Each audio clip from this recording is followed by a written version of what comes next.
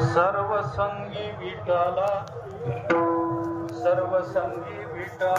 तू एकला आवडसी, दिली आता पायी मिठी जग जेठी न सोडी. बहु झालो खे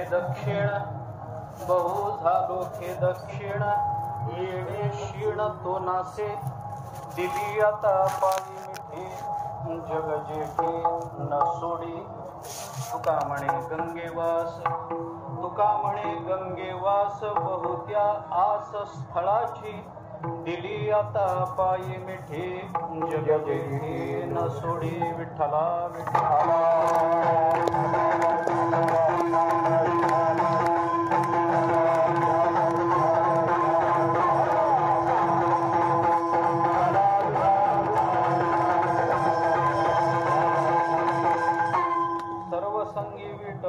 तू एकला आवडसे, दिली आता पायी मिठी जग जेठी न सोडी. जगद्गुरु संत श्रेष्ठ श्री तुकाराम महाराज यांचा अत्यंत प्रसिद्ध अत्यंत महत्वाचा असा अभंग आहे. या अभंगामधून तुकाराम महाराजांनी आपल्या अंतःकरणातली भगवंताच्या चरणाच्या संबंधाची अनन्यता अनेक रूपानं व्यक्त केलेली आपल्याला दिसून येते. आणि ही अनन्यता व्यक्त करण्याकरता तुकाराम महाराजांचं एकूण चरित्रच या अभंगामधून व्यक्त झालंय असं म्हणायला आपल्याला हरकत नाही. संतांची चरित्र ही मानवी जीवनाला दिशा देणारी असतात. संतांची चरित्र मानवी जीवनाला प्रतिबंधाचा विचार करायला लावणारी असतात. संतांची चरित्र मानवी जीवनातल्या प्रतिबंधाचा विचारावरच्या उपायाचाही विचार करणारी असतात. आणि संतांची चरित्र माणसाला परब्रह्म स्वरूपताही प्राप्त करून देणारी असतात. संत महात्मे या जगतामध्ये अवताराला येतात. ते आपल्या चरित्रातून आणि आपल्या कृतीतून दोन पद्धतीने जगताला मार्गदर्शन करत असतात. मग जगताला मार्गदर्शन करत असताना या जगतामध्ये जे बद्ध जीव आहेत त्यांनाही संतांचं चरित्र मार्गदर्शक असतं. या जगतामध्ये जीवदशेतून थोडंसं पुढे जाऊन जे मुमुक्षु पदाला प्राप्त झाले त्यांनाही संतांचं चरित्र मार्गदर्शक असतं. आणि या जगतामध्ये मुमुक्षुच्या अवस्थेतूनही पुढे जाऊन जे मुक्त स्वरूपाला प्राप्त झाले त्यांनाही संतांचं चरित्र मार्गदर्शकच असतं. विठ्ठला विठ्ठला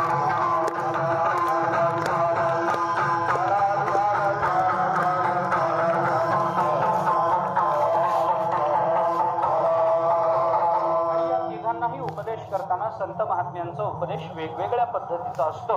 हे आपल्याला विस्ताराने जरी सांगायचं नसलं तरी अगदी त्रोटक एकेका वाक्यामध्ये मी बोलून जातो. संत महात्मे जीवाला जो उपदेश करतात तो या भवसागराच्या मिथ्यात्वाचा विषयाच्या मिथ्यात्वाचा उपदेश करतात. संत महात्मे मुमुक्षुला जो उपदेश करतात त्या साधनेविषयीच्या निश्चयाचा उपदेश करतात. आणि संत महात्मे मुक्तांना जो उपदेश करतात तो मात्र ज्ञानानंतर असणाऱ्या ज्ञानोत्तर प्रेमलक्षणा भक्तीचा करतात. तिन्ही प्रकारांना आपल्याला विचार करता येतो.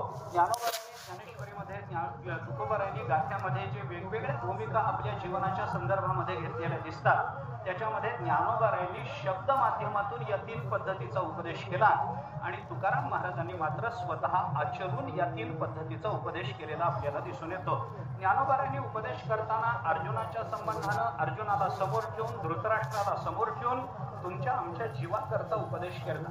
ज्ञानोबारायांनी अर्जुनाला समोर ठेवून मुमुक्षु करता उपदेश केला. आणि ज्ञानोबाराय हे स्वतः सिद्ध पुरुष असल्यामुळे ज्ञानोबाराय हे स्वतः अत्यंतिक श्रेष्ठ प्रतीचे हे भक्त असल्यामुळे ज्ञानोबारायांनी श्रोत्यांमधल्या अनेक अनेकांकडे पाहून ज्ञानेश्वर महाराजांनी आपल्याला प्राप्त झालेल्या ज्ञानानंतरही आपण काय केलं पाहिजे याचाही उपदेश केलेला दिसून येतो. मला बाकीचा सगळा विचार आपल्याला सांगायचा नाही. एक शंका फक्त जीवनमुक्ताच्या संबंधामध्ये असेल तर तेवढी सांगतो. ज्ञानोबारांनी ज्ञानेश्वरीमध्ये या महात्म्यांकरता असा उपदेश केलाय की आपल्याला जे काही प्राप्त करून घ्यायचं असतं ते आपल्याला समजा प्राप्त झालं. जे काही आपल्याला प्राप्त करून घ्यायचं होतं काय प्राप्त करून घ्यायचं आहे ब्रह्मस्वरूपता जर प्राप्त करून घ्यायची आहे तर ती ब्रह्मस्वरूपता प्राप्त झाली. आता अंतःकरणामध्ये कोणतीही अपेक्षा कोणतीही कामना कोणतीही वासना उरलेली नाही अशी परिपूर्ण अवस्था जरी आपल्याला प्राप्त झाली तरी आपल्याला काही कारणाकरता इथं राहून आपल्याला जगावं लागतं. याचा उपदेश करताना ज्ञानोबारायांनी आपल्याला सांगितलं देखे प्राप्तार्थ झाले जे निष्कामता पावले तया कर्तव्य असे उरले लोकालागी. आता त्यांनी लोकाकरता जगायचं असतं. आता त्याचं स्वतःच जगणं संपलं. त्याच्या जीवनामध्ये जे प्राप्त करून घ्यायचं होतं ते प्राप्त झालं. धन्योहम धन्योहम प्राप्तव्यम सर्वमध्य संपन्नम इथपर्यंत जरी तो पोचलेला असला तरी जगताला मार्गदर्शन करण्याकरता त्यांनी राहावं लागतं. हा त्यांच्याकरता केलेला उपदेश जर आपण बघितला तर त्या राहिलेल्या काळामध्ये जगताला उपदेश करणं हे कोणत्या पद्धतीचं असतं तर ते ज्ञानोत्तर प्रेमलक्षणा भक्तीतून असतं. याच्याकरता आपल्याला प्रमाण अनेक देता येतील. मरणा ऐलीकडे मज मिळून गेले पुढे ते मरणी आणि एकीकडे जातील केवी इथलं चिंतन आपण पहा. किंवा 15व्या अध्यायामध्ये अर्जुना गातो 12व्या अध्यायामध्ये अर्जुना गातो भक्तू तोची योगी तोची मुक्तो हे चिंतन आपण पहा. किंवा 15व्या अध्यायामध्ये ज्ञानकांडाची परिसमाप्ती करता करता ज्ञानोबारायांनी अर्जुनाला भक्तीचा जो उपदेश केला त्याच्यामध्ये ज्ञानोबारायांनी अर्जुनाला असं सांगितलं की अर्जुना एरवी तरी माझी या भजना उचित तोची अर्जुना गगन जैसे अलिंगना गगनाची 15.5 या मिसळावे ते 15.5ची होवावे तैसे मी होवो नि संभवे भक्ती माझी. माझी भक्ती मी होवो नि संभवे असं जर ज्ञानोबाराय तिथं बोलत असतील तर हा उपदेश जीवनमुक्तांकरता मानायला हरकत नाही. अशा तिन्ही पद्धतीचं चिंतन आपल्याला संतांच्या चरित्रातून पाहायला मिळतं. आणि संत महात्मे अशा पद्धतीचा उपदेश जगताला करत असताना ज्या वेगवेगळ्या भूमिका आपल्या समोर घेतात त्या उपदेशामध्ये संतांची एक भूमिका अशी दिसते की त्या भूमिकेमध्ये या तीनही लोकांना मग तो जीव असो मग तो मुमुक्षु असो अथवा तो सिद्ध पुरुष असो या तिघांकरताही संत महात्मे एक आवश्यक गुण निश्चित पद्धतीने सांगतात आणि तो गुण आहे निश्चय. या निश्चयातून तुकाराम महाराज सुरू करतात. आपण विचार करून पहा.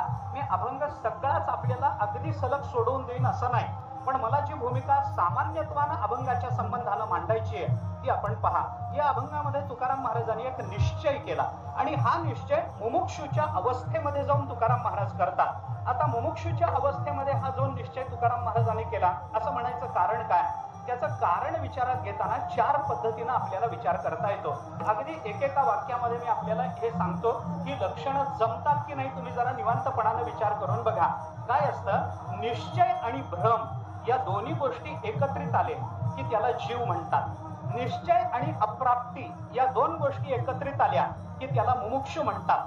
निश्चय आणि प्राप्ती या 2 गोष्टी एकत्रित आल्या की त्याला मुक्त म्हणतात आणि निश्चय हीच प्राप्ती जिथं होते त्याला संत म्हणतात. विठ्ठला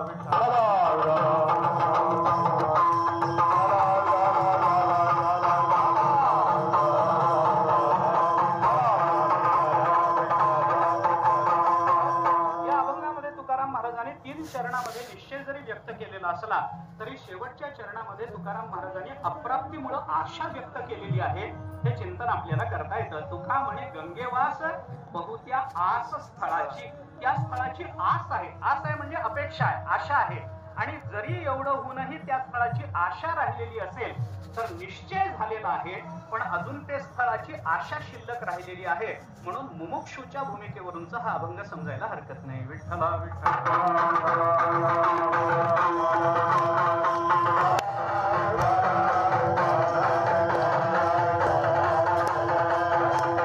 प्रश्न एवढाच आहे की तुकाराम महाराज मुमुक्षु आहेत का तर त्याचं उत्तर आहे मुळीच नाही. तर तुकाराम महाराज मुमुक्षु नाही. मग तुकाराम महाराज कोण आहे.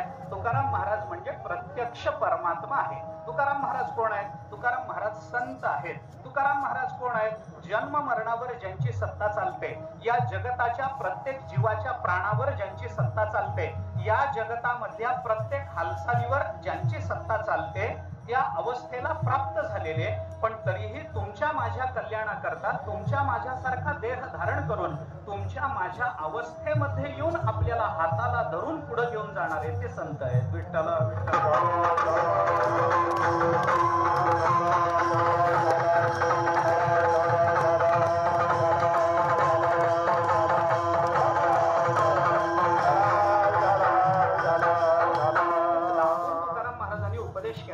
तुकाराम महाराजांनी आपल्याला हाताला धरून नेण्याकरता तुकाराम महाराज इथं आलेले आहेत. आपण विचार नेहमी करतो तुकाराम महाराजांचंच प्रमाण जर द्यायचं झालं तर तुकाराम महाराजांनी आपल्याला दृष्टांत देऊन काय सांगितलं. अर्भकाचे साठी पंते हाती धरली पाटी तैसे संत जगी क्रिया करोनी दाविती अंगी. हे क्रिया करोनी दाविती अंगी, क्रिया करोनी दाविती, एवढ्यावरून त्यांना मुमुक्षु समजण्याचा वेडेपणा इतरांनी करू नये. ते मुमुक्षु का झाले? तर आपल्या पातळीवर उतरून आपल्या हाताला धरून पुढे नेता यावं याच्या करता म्हणून ते आले. नाहीतर त्यांना सिद्ध अवस्थेमध्ये राहूनही आपल्याला उपदेश करता आला असतं, बाबा जा, तुम्ही जा, असं करा तसं करा. ते त्यांनी केलं नाही. आपल्या जवळ आले, आपल्या हाताला धरलं. आणि तुम्ही विचार करा, मी सामान्य एक समांतर उदाहरण आपल्याला देतो. 2 प्रमाण मी आपल्याला देतो, दोन्ही प्रमाण आपल्याला पाठ आहे. याच्यातलं कोणतं प्रमाण खरं मानायचं हे तुम्ही मला सांगा. ज्ञानोबारांनी आपल्याला काय सांगितलं? संसार दुःख मूळ, चहूकडे इंगळ, विश्रांती नाही कोठे, रात्रंदिवस तळमळ, काम क्रोध लोभ शुनी, पाठी लागले ओढाळ, कवणामी शरण जाऊ, दृष्टी देईल निर्मळ. असं संसार दुःखमूळ आहे असं ज्ञानोबारांचं सांगणं. आणि दुसऱ्या बाजूने अवघेची त्रैलोक्य आनंदाचे आता, हे नाथ महाराजांचं सांगणं. कुणाचं बरोबर आहे हो? कुणाचं बरोबर? नाथ महाराज म्हणतात हा अवघा त्रैलोक्य आनंदाचा आहे, आणि तुकाराम महाराज म्हणतात हा संसार दुःखाचा आहे. आपण कुणाचं खरं मानायचं? कुणाचं खरं मानायचं? दोघांचंही खरं आहे का? परस्पर 2 विरोधी विधानं एकसमयावच्छेदाने सत्यतेवर उतरू शकतात का? उतरू शकत नाही. मग दोघांपैकी कुणाचं खरं? तर याचा समन्वय आपल्याला करावा लागतो. नाथ महाराज त्यांच्या भूमिकेवर राहून आपल्याला सांगतात अवघेची त्रैलोक्य आनंदाची आता, आणि ज्ञानोबाराय तुमच्या माझ्या पातळीवरून आपल्या हाताला धरून दाखवतात संसार दुःखमूळ. हे मानावं लागतं की नाही? आपल्या हाताला धरून नेण्याकरता, उंच नेण्याकरता, पुढच्या पातळीवर नेण्याकरता, तिथून काही करण्यापेक्षा खाली उतरून आपल्या हाताला धरून संत महात्मे नेत असतात. म्हणून तुकाराम महाराज मुमुक्षु झाले. नाहीतर मुमुक्षु व्हायचं त्यांना काय कारण आहे? आपल्या हाताला धरतात. परमात्मा हाताला धरत नाही. परमात्मा नुसता उपदेश करतो. तरी झडझडोनी वहिला निघ, ये भक्तीची ये वाटे लाग. तुझं तू लाग बाबा, बघ तुला जसं जमेल तसं भक्तीच्या वाटेला लाग. पण तुकाराम महाराज झडझडोनी वहिला निघ, ये भक्तीची ये वाटे लाग असं म्हणत नाही. तुकाराम महाराज म्हणतात असं करू नका. तुम्हाला भक्तीच्या वाटेला लागता येत नाही ना, मग मी कशा करताय? स्वल्प वाटे चला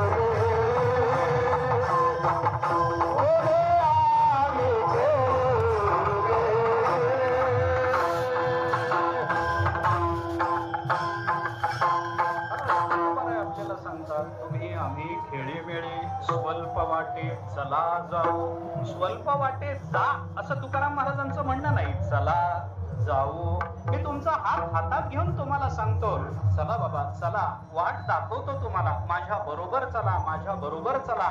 तुकाराम महाराजांनी चिंतन केलं, योगक्षेम त्यांचे जाणे जडभारे, वाट दावी करी धरोनिया. करी धरोनिया वाट दावी असं देवाचं काय, पण संतांचं विशेषत्वानं आपल्याला म्हणता येतं. संत महात्मे करी धरोनिया वाट दावी. अहो, काही जण वाट निर्माण करतात, काही जण दुरून वाट दाखवतात, काही जण वाट लावतात आणि काही जण मात्र हाताला धरून वाटेला लावतात. विठ्ठला विठ्ठला.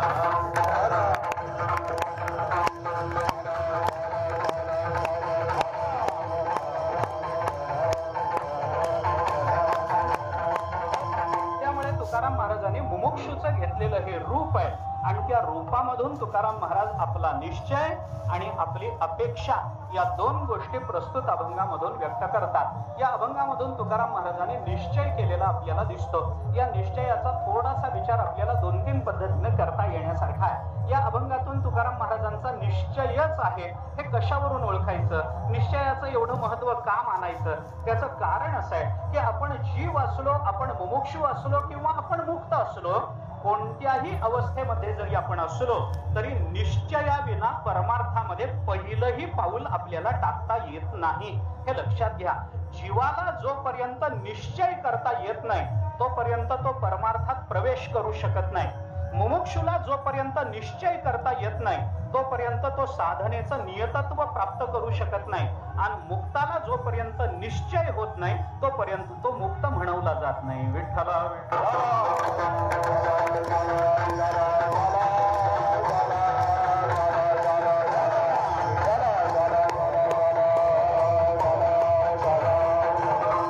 पण या सगळ्यातून जीवाचा निश्चय जर आपण पाहिला तर मगाशी बोलल्याप्रमाणे लक्षण करा ना, आपण निश्चय आणि भ्रम या दोन्ही गोष्टी जिथं एकत्रित राहतात किंवा भ्रमाचाच ज्याचा निश्चय होतो त्याला जीव असं म्हणा. निश्चय आणि भ्रम यालाही जीवच म्हणा. भ्रमाचाच निश्चय होतो यालाही जीवच आपण म्हणा. मी उदाहरण आपल्याला सांगतो. अहो, धनुष्य बाण खाली ठेवल्यानेच युद्धाचा निर्णय लागेल हा निश्चय अर्जुनाचा पहिल्या अध्यायाच्या शेवटी झाला होता की नाही. अर्जुन काय म्हणतो, आता आम्हाला युद्ध नको देवा, काय करायचंय, जवळच्याच माणसांना मारून ते राज्य आपण मिळवायचं आणि सुखानं उपभोगायचं, आमच्या मनाला कसं बरं वाटेल, नको देवा. हिंसा करणं काही बरं नाही, चांगलं वागणं आपल्याला योग्य आहे. आपण हिंसा करून राज्य मिळवण्यापेक्षा अहिंसेनं राज्यावर पाणी सोडलेलं बरं, नको. आमच्याकडून जर हिंसा झाली तर आमच्याकडून पाप घडेल, पाप घडलं तर तुम्ही आमच्यापासून दूर जाल, नको देवा. अर्जुनाने पहिल्या अध्यायात आणि दुसऱ्या अध्यायाच्या 10व्या श्लोकापर्यंत ज्या ज्या भूमिका घेतल्या त्या सगळ्या जर आपण विचारात घेतल्या तर पहिल्या अध्यायाच्या शेवटी अर्जुनाने आपलं धनुष्यबाण खाली ठेवून दिलं. हे आपल्याला मान्य की नाही, हे भगवंत, हे आपल्याला गीता सांगते की नाही, आपलं धनुष्यबाण त्यांनी खाली ठेवून दिलं. म्हणून तर भगवंताने अर्जुनाला शिव्या देऊन सांगितलं, सांडी हे मूर्खपण, उठी हे धनुष्यबाण, हे उचल बाबा आता. ते का खाली ठेवणं हे बरोबर नाही. अर्जुनाचा युद्ध न करण्याचा निश्चय होता. याचा अर्थ अर्जुन काही फार मोठा विरक्त झाला होता, अर्जुनाला राज्य वगैरे काही नको होतं, अर्जुनाला फक्त परमात्मा पाहिजे होता, सर्वसंगी विटाला तू एकला आवडसे, असं काही अर्जुनाचं पहिल्या अध्यायामध्ये झालेलं नव्हतं. अर्जुन काय म्हणतो, तेव्हा यांना मारून मला राज्य मिळवायचं नाही. याचा दुसरा अर्थ असा होतो, यांना न मारता, युद्ध न करता राज्य मिळालं तर ते मला पाहिजे. विठ्ठला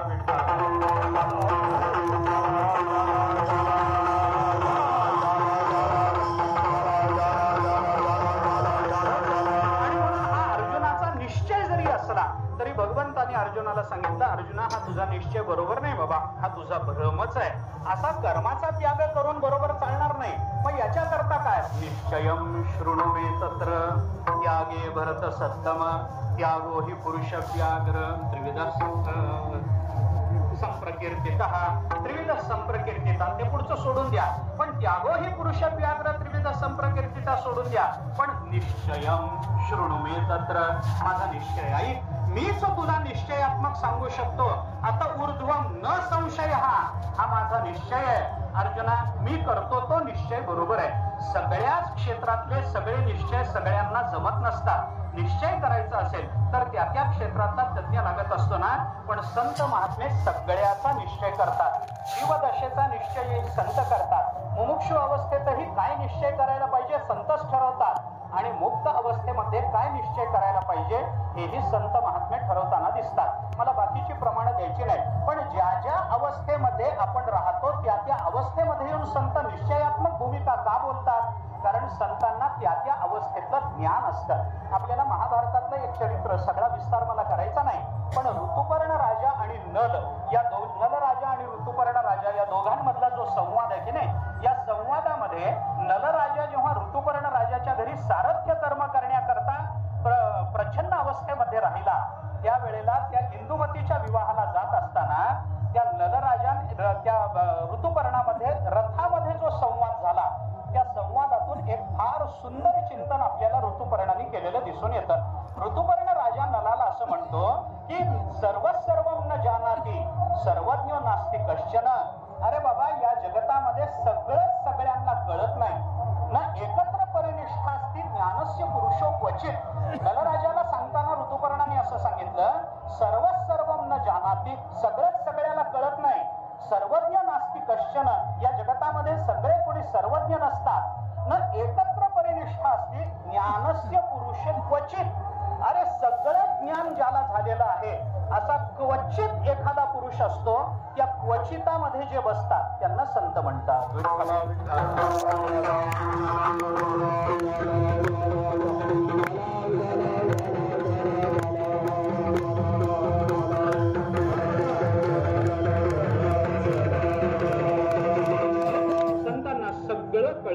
ज्ञानोबारायांना काही कळत नाही असं असू शकत नाही. तुकोबारायांना काहीच माहिती नाही असं होऊच शकत नाही. उलट पक्षी मी थोडं पुढे जाऊन असं म्हणतो, पाहिजे तर काय अभिनिवेश म्हणा, काही म्हणा, पण श्रेष्ठांचा संतांचा अनुभव हा आहे.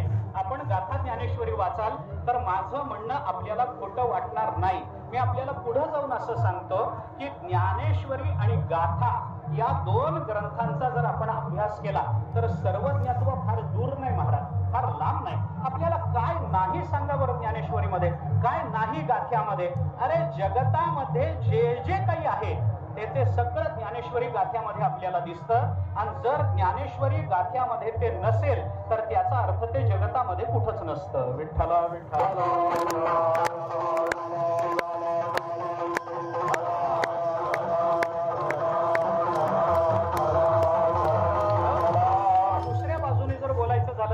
असं म्हणता येतं की जगतामध्ये असं शास्त्र नाही, जगतामध्ये असा विचार नाही की ज्याचा सूक्ष्म किंवा व्यापक रूपानं संतांनी आपल्या वाङ्मयामध्ये उल्लेख केलेला नाही. असं जगतामध्ये काहीच असू शकत नाही.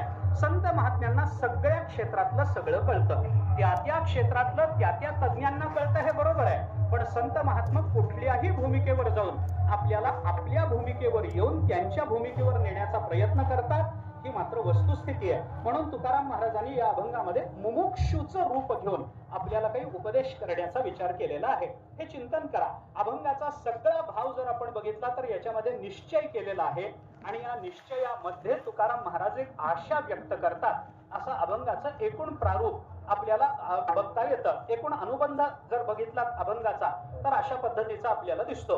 प्रत्येक क्षेत्रातलं संतांना कळतं. संत निश्चय सांगतात, जीवालाही सांगतात, मुमुक्षुलाही सांगतात. काय निश्चय आपण केला पाहिजे याचा विचार संतांनी आपल्याला सांगितला. कारण असं असतं, थोडासा विचार पुढे जाऊन सांगतो, थोडा अजून एका दृष्टांताने सांगतो आपल्याला. ज्ञानेश्वरीमध्ये चला, गीतेमध्ये चला, दुसरा अध्याय काढा. दुसऱ्या अध्यायाच्या 11व्या श्लोकापासून गीतात आपल्याला खऱ्या अर्थाने भगवान बोलायला लागले. थोडीशी गीतेची मांडणी जर बघितली आणि एका वाक्यात गीतेचा विभाग जर आपल्याला करायचा ठरला ना तर पहिल्या अध्यायापासून ते दुसऱ्या अध्यायाच्या 10व्या श्लोकापर्यंत गीता ही तर्कनिष्ठ आहे आणि दुसऱ्या अध्यायाच्या 11व्या श्लोकापासून ते गीता संपेपर्यंत गीता ही तत्वनिष्ठ आहे. बरं का, तर्काचा निषेध तत्वाने करावा लागतो या नियमाप्रमाणे भगवान अर्जुनाला उपदेश करत राहिले. आणि याच्यातल्या दुसऱ्या अध्यायामध्ये एक अत्यंत महत्वाचा उपदेश करताना भगवंताने अर्जुनाला सांगितलं, ना सतो विद्यते भाऊ ना भावो विद्यते सतः उभयोरपि दृष्टोन्तस्त्वनयो तत्वदर्शिभिः अर्जुना, इथं काय खरं काय खोटं हे कुणाला कळतं, याचा निश्चय कुणाला विचारून करायचा? तत्वदर्शी हे तत्वदर्शीला कळतं. हे मी तुला सांगणार नाही, पण हे तत्वदर्शीला कळतं. म्हणजे तत्वदर्शी याचा निश्चय करू शकतो की नासतो विद्यते भाव ना भाव विद्यते सतः. कळतं कुणाला? तत्वदर्शीला कळतं. आता तत्वदर्शीला हे कळतं असं जेव्हा भगवान बोलले, ज्ञानोबारांनी त्याच्यावर भाष्य करताना जे जे दृष्टांत दिले त्या दृष्टांताचा जर विचार आपण केला तर आपल्याला हे लक्षात येतं की एखाद्या क्षेत्रातलं जो काही निश्चय करायचा तो त्या क्षेत्रातल्या तज्ज्ञाला कळतो, आपल्याला कळतोच असं नाही. ज्ञानोबारांनी त्याच्याकरता दृष्टांत दिले. उपक्रम करताना ज्ञानोबारांनी सांगितलं, उपाधी माझी गुप्त चैतन्य से सर्वगत हे तत्वज्ञ संत स्वीकारिते. इथं उपक्रम केला आणि उपक्रम करून पुढे दृष्टांत देताना ज्ञानोबारांनी जे 4 वेगवेगळ्या क्षेत्रातले दृष्टांत आपल्याला दिले त्याच्यातून आपल्याला त्या क्षेत्रातला निश्चय त्या क्षेत्रातल्या तज्ज्ञांनी करावा असा विचार बोलून दाखवलेला दिसून येतो. ज्ञानोबारांनी तिथं काय काय दृष्टांत दिले आपण विचार करा. 4 दृष्टांत दिले. सलिले पय जैसे एक होवोनी मिनले असे, ते निवडो निराजहंसे वेगळे भिजे, का अग्निमुखी किडाळ तोडोनिया चोखाळ, निवडती केवळ बुद्धिमंत ना तरी जाणीवे छायणी, करिता दधिकडसणी मग नवनीत निर्वाणी दिसे जैसे, का भूस बीज एकवट उपणिता राहे घनवट, तेथ उडे ते फलकट जाणू आले, तैसे विचारिता निरसले, प्रपंच सहजे सांडवले, मग तत्वता तत्व उरले ज्ञानी असे. ज्ञानोबारांनी 4 दृष्टांतातून एक सिद्धांत आपल्या समोर व्यक्त केला. ज्ञानोबाराय काय म्हणतात, दूध आणि पाणी एकत्रित करून जर समोर ठेवलेलं असेल तर याच्यातलं दूध वेगळं आणि पाणी वेगळं याचा निश्चय राजहंसानीच करावा, दुसऱ्याला करता येत नसतो. तुम्हाला आम्हाला दूध आणि पाणी हाताने वेगळं करता येत नाही, पण ते चाचूचेने आगरडे. ज्ञानोबारांनी चिंतन करताना 14व्या अध्यायामध्ये पुन्हा तोच दृष्टांत आपल्याला दिलेला दिसून येतो की तोडीने जेवी झगडे क्षीरानिराचे, हे ज्ञानोबाराय तिथेही बोलून दाखवतात. म्हणजे काय झालं, जर आपल्याला दूध आणि पाणी एकत्रित करून ठेवलं तर त्याचा निश्चय करावा तो राजहंसानीच करावा, इतरांनी करू नये. सोन्यामध्ये जर भेसळ मिसळलेली असेल तर त्याचा निश्चय कुणी करावा, सोनारानीच करावा, दुसऱ्याला करता येत नाही. अरे दह्याचं घुसळण केल्यानंतर त्याच्यात पाणी टाकल्यानंतर खरंच किती लोणी वर आलं याचा निश्चय गृहिणीनीच करावा, इतरांना तो जमत नाही. आणि बी आणि फलकट हे जर भुसा आणि बी एकत्रित झालेले असले तर त्यांना वेगळं कसं करायचं हे शेतकऱ्यांनीच करावं, हे इतरांना जमत नाही. विठ्ठला विठ्ठला.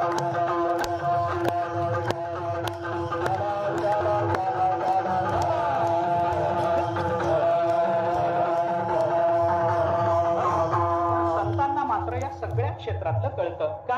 कारण दृष्टांत त्यांनीच दिलेत म्हणून. ज्या अर्थी त्यांनी दृष्टांत दिलेत त्या अर्थी त्यांना या क्षेत्रातलं कळतं. दूध आणि पाणी वेगळं कसं करायचं हे ज्ञानोबारांना कळतं.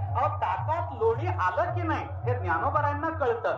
फलकट आणि बीज याच्यातलं वेगळेपण कसं करायचं हे ज्ञानोबारांना कळतं. सोन्यामध्ये हिणकस मिसळलेलं असेल तर ते कसं वेगळं करायचं हे ज्ञानोबारांना कळतं. कारण ज्ञानोबारांना सगळ्या क्षेत्रातलं कळतं. म्हणून निश्चय करायचा असेल तर इतरांचा निश्चय आपण ऐकू नये, आपण ऐकावा तर फक्त संतांचा निश्चय ऐकावा आणि त्या निश्चयाच्या मागे जाण्याचा प्रयत्न करावा. तुकोबारांनी प्रस्तुत अभंगामध्ये आपल्याला काही निश्चय करून दिलेले आहेत. काही निश्चय स्वजीवनाची कल्पना करून आपल्याला त्याचा विचार करावा लागेल. तुकोबाराय जरी ते स्वतःच्या जीवनाच्या संबंधानं बोलत असले तरी ते तुमच्या माझ्या जीवनाच्या संबंधानं आहे असं डोळ्यासमोर ठेवून आपण त्याचा विचार करा. कारण निश्चय जोपर्यंत होत नाही तोपर्यंत पारमार्थिक वाटचाल नाही, हे लक्षात घ्या. विषयाच्या त्यागाचा निश्चय झाल्याशिवाय परमार्थात पाऊल पडत नाही. परमात्म स्वरूपाचा परोक्षत्वाने का होईना पण निश्चय झाल्याशिवाय ज्ञान हे साधन स्वीकारता येत नाही. आणि जग हे परब्रह्म स्वरूपच आहे असा निश्चय झाल्याशिवाय तो जीवन मुक्त होत नाही. विठ्ठला विठ्ठला.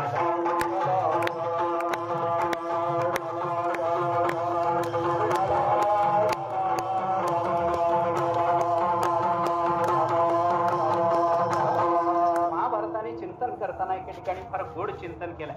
महाभारत असं म्हणतं की आपल्या जीवनामध्ये आपल्याला जर काही निश्चयात्मक रीतीनं काही प्राप्त करून घ्यायचं असेल, आपल्या जीवनामध्ये फल लवकर मिळावं असं जर आपल्याला वाटत असेल, तर फल लवकर मिळण्याची 3 कारणं महाभारताने आपल्याला सांगितली. आपल्याला फल लवकर मिळावं वाटतं की नाही? वाटतं. अरे अवघड कोणी न करी सांगता सुलभ बहुता गोड वाटे, असा जगाचा नियम आहे. जगाची दृष्टी अशीच आहे. जगाला लवकर पाहिजे, माणसाला लवकर लवकर लवकर मिळालं पाहिजे. त्याला वाटतं बस आपण पंढरपूरला आलो ना, देवानी सगळ्याला सोडून मला दर्शन दिलं पाहिजे, बाकीचं सगळं नंतर. ज्ञानोबा मला आधी दिसले पाहिजेत. माणसाला असं वाटत राहतं. अहो सुतावरून स्वर्ग गाठायची माणसाला सवयच झाली. लवकरात लवकर आपल्याला मिळालं पाहिजे. पण लवकरात लवकर असं काही मिळत नसतं बरं का. लवकरात लवकर मिळत नाही. अहो त्याला त्याचा वेळ द्यावा लागतो, तर ते आपल्याला प्राप्त होतं, नाहीतर होत नाही. प्रमाण भरपूर, मला आता तो विचार करायचा नाही. परंतु त्याला जर लवकर मिळावं, अहो काय होतं, मी जरा गमतीनं बोलतो, आपण विचार करून बघा. माझं बोलणं खरं वाटतंय की नाही मला सांगा. माणसाची सध्याची गंमत अशी आहे महाराज, की त्याला ज्ञानेश्वरीचं एक पारायण झालं की त्याला वाटतं महाराष्ट्राला ज्ञानोबा नंतर आता मीच आहे, बस आता दुसरं कोणीच नाही. एक तर ज्ञानोबा नाहीतर त्यांच्या मांडीला मांडी लावून मी. किती पारायणात?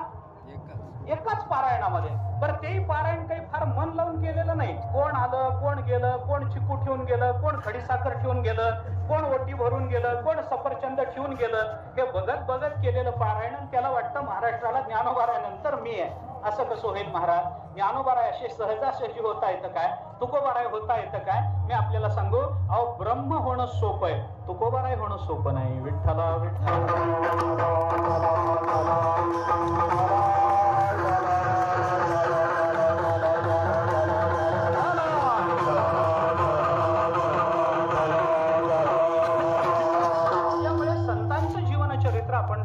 आम्ही कशा करता बोलत होतो की आपल्याला फलाची लवकर प्राप्ती व्हावी अशी अपेक्षा. आपल्याला पंढरपूरला आलं की लांबलचक बारीमध्ये उभं राहायचं नसतं, लगेच दर्शन मिळावं. मग त्याच्याकरता आमदाराला आता काय आचारसंहिता लागली, देत नाहीत पत्र, पण तरी आमदार मध्ये घाला, गावातला पोलीस असला त्याला मध्ये घाला, नात्यातला पोलीस असला त्याला मध्ये घाला, मंदिरात कोणाची तरी ओळख करून त्याला मध्ये घाला, पण लवकरात लवकर दर्शन मिळालं पाहिजे. वाटतं की नाही? बरं वाटणं चुकीचं आहे का? नाही का? बर मला वाटलं हो म्हणाल काय. बरं जाऊ द्या, नाहीतर नाही. आता वाटतं दर्शन लवकर व्हावं, वाटतं आम्हाला काय पटकन लवकर झालं पाहिजे, लवकर झालं पाहिजे असं वाटत राहतं. मग लवकर मिळवायचंय ना, मग ते लवकर मिळवायचं असेल तर महाभारत त्याला सांगतं 3 गोष्टी तुम्ही करा. काय काय करा? अनिर्वेदेन दीर्घेण.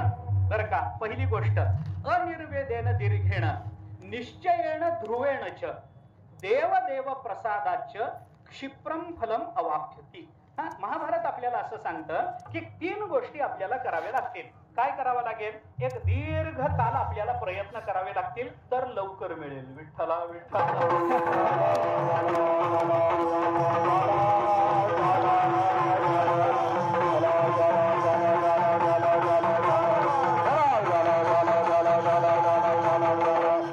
आता काय झालं बघा, दीर्घकाल प्रयत्न करत राहा म्हणजे लवकर मिळेल. म्हणजे काय झालं?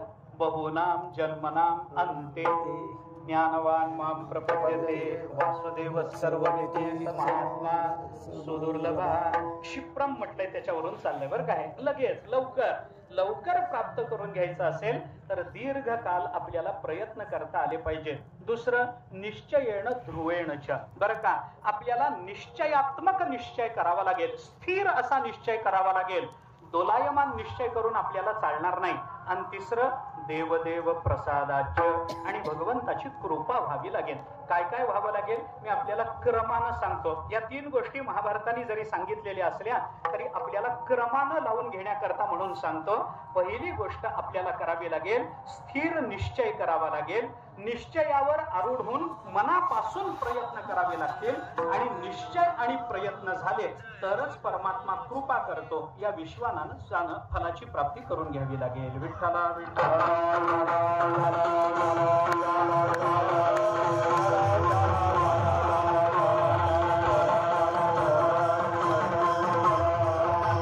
प्रयत्नाशिवाय परमात्म्याची सुद्धा कृपा होत नसते. बरं लक्षात घ्या. निश्चयाशिवाय परमात्मा कृपा करत नाही. उगीच जागेवर बसावं, देवानी राज्य आम्हाला मांडीवर आणून द्यावं असं घडत नसतं. त्याच्याकरता प्रयत्न करावे लागतात, त्याच्याकरता निश्चय करावा लागतो. मग निश्चयाकरता अभ्यास करा आणि अभ्यास करून निश्चय करा. या दोन गोष्टी अन्योन्याश्रयत्वानं जर विचारात घेतल्या तर त्याच्यानंतर आपल्याला देवदेव प्रसादाच्य हे प्राप्त होतं. आणि भगवंताची एकदा कृपा झाली, भगवंताचा एकदा प्रसाद मिळाला, क्षिप्रम फलमवाप्यते, आणि मग आपल्याला ते फल लवकरात लवकर प्राप्त झाल्यासारखं वाटेल. आता हे लवकरात लवकर प्राप्त होण्याकरता याच्यात पहिल्यांदा काय करा म्हणून सांगितलं? निश्चयेण ध्रुवेण च, आपल्याला निश्चय करावा लागेल. आणि जोपर्यंत तो निश्चय आपल्याला ध्रुव करता येणार नाही, स्थिर असा निश्चय जोपर्यंत आपल्याला करता येणार नाही, तोपर्यंत आपलं मुमुक्षुत्व सिद्ध होणार नाही. कारण निश्चय तुमचा आमचाही आहे, पण त्या निश्चयाला स्थैर्य नाही. हे लक्षात घ्या. तुम्ही आम्ही निश्चय करतो की नाही? करतो, पण त्याला स्थैर्य नाही. का स्थैर्य नाही? कारण ज्याचा आम्ही निश्चय केलेला असतो त्यापेक्षा वेगळं काहीतरी डोळ्याला दिसायला लागलं की आमचा निश्चय डळमळीत होतो. बरं का, पंढरपूरला जायचंय हा निश्चय होतो.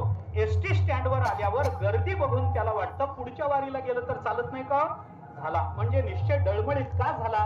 की समोर काहीतरी प्रतिबंध आला तर आमचा निश्चय डळमळीत होऊन जातो. आम्ही तिथपर्यंत पोहोचतोच असं नाही. निश्चय ध्रुव पाहिजे, निश्चय शाश्वत पाहिजे.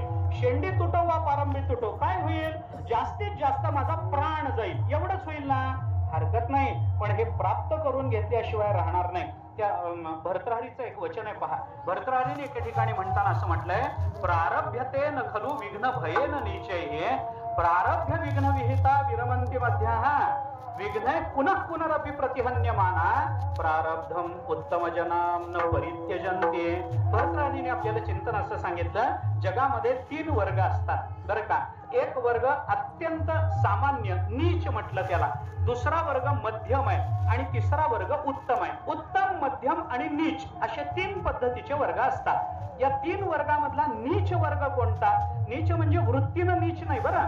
नीच वर्ग कोणता म्हणजे खालचा वर्ग. कोणता वर्ग? प्रारभ्यते न खलु विघ्न भयेन, ते नीचैहि. नीच कोण आहे? प्रारभ्यते न खलु विघ्न भयेन, विघ्न भयेन न खलु प्रारभ्यते नीचैहि. आपल्या कामामध्ये अडचणी येतील असं समजून जो सुरूच करत नाही त्याला नीच असं म्हणतात. म्हणजे काय? आपल्याला चप्पल चावून पायाला फोड येतील म्हणून वारी सोहळ्यातच येत नाही, त्याला खालचा वर्ग. पायाला फोड येतात हो, तिथं मिळतं की नाही देव माहिती, देवाला जाणे. अहो पाऊस पडला तर कुठं राहायचं, तंबूत कसं राहता येईल, अमुक कसं करता येईल, सासवडचा घाट कसा चढता येईल, असा घरीच विचार करून वारी टाळतो ना, त्याला म्हणायचं नीच. अगदी नीच, खालचा स्तर. का? प्रतिबंध येणारच आहे, येणार नाही तसं नाही, पण प्रतिबंधाचा याला वात्सायनाने फार उत्तम उदाहरण दिलंय. कामशास्त्रामध्ये वात्सायनाने याला उदाहरण दिलंय. काही लोक अशा वृत्तीचे असतात म्हणे की पक्षी येऊन दाणे खाऊन जातील म्हणून पेरणीच करत नाही. विठ्ठला विठ्ठला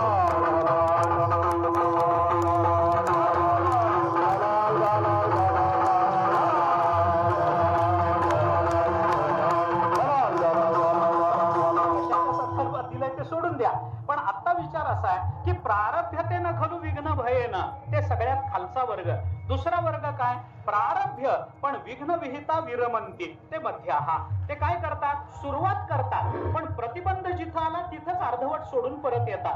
पायाला फोड येतील म्हणून वारीलाच न येणारे हे नीच जर असतील तर खालूनच सासवडचा घाट बघून तिथून एसटी पकडणारे हे मधले राहतात. बरं का, तिथपर्यंत येतात, पण आता एवढं कसं वर जायचं असं म्हणून तिथूनच एसटी पकडून येतात हे मधले. आणि तिसरा उत्तम वर्ग कोणाचा? विघ्न पुनः पुनरपि प्रतिहन्यमाना, प्रारब्धम उत्तम जनाम न परित्यजन्ते. जे उत्तम जन आहेत ते कितीही मध्ये अडचणी आल्या तरी त्यांचा निश्चय ढळत नाही, त्याला उत्तम जन असं म्हणतात. विठ्ठला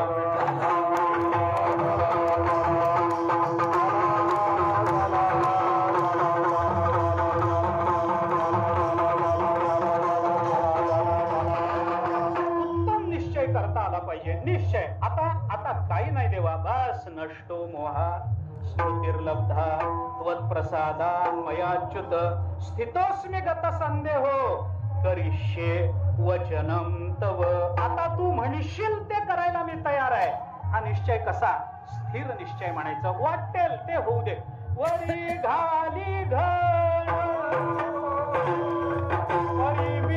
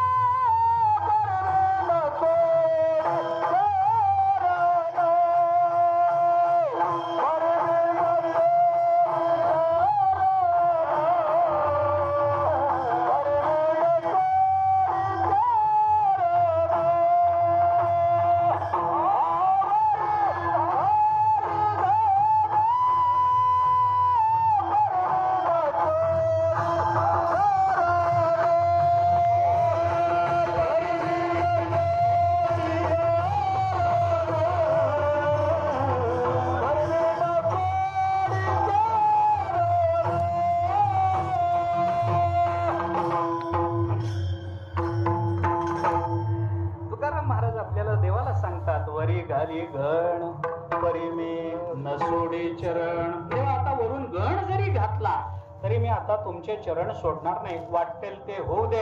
काय होईल जास्तीत जास्त काय होईल? जरी हे आकाशवर पडू आहे, ब्रह्मगोळ भंगा जाये, वडवा नळ त्रिभुवन खाये, परिमी तुझे वास पाहेगा विठोबा न करी आणिकांचा पांगिला. भानुदास महाराज म्हणतात देवाला, देवा काय वाटेल ते होऊ दे. व जरी हे आकाशवर पडू पाहे, आकाशवरून पडू दे, मी दुसऱ्याच्या आश्रयाला जाणार नाही. ब्रह्मगोळ भंगा जाय, जाऊ दे, मी दुसऱ्याच्या आश्रयाला जाणार नाही. वडवा नळ त्रिभुवन खाये, अरे वडवा नळ त्रिभुवनाला खाऊन टाकेल, भस्मसात करेल, मला दुसऱ्याच्या आश्रयाला जायचं नाही. आता मला जायचंय, यायचंय, ते फक्त तुझीच मला अपेक्षा आहे, मला दुसऱ्या कुणाचीही अपेक्षा नाही.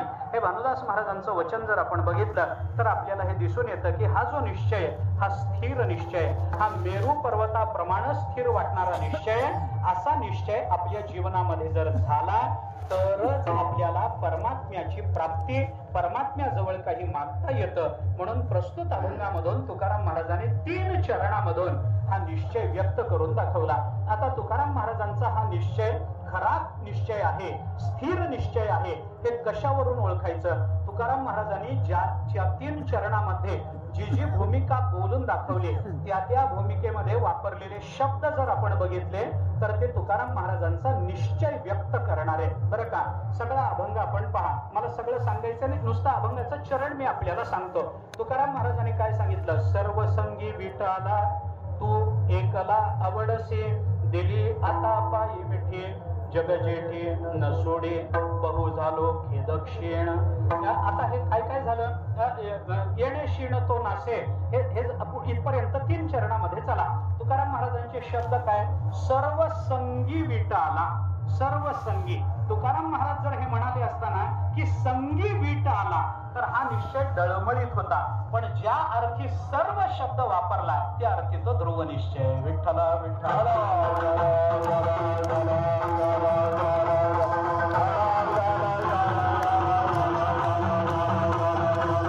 मी उदाहरण सांगतो आपल्याला, उदाहरण सांगतो.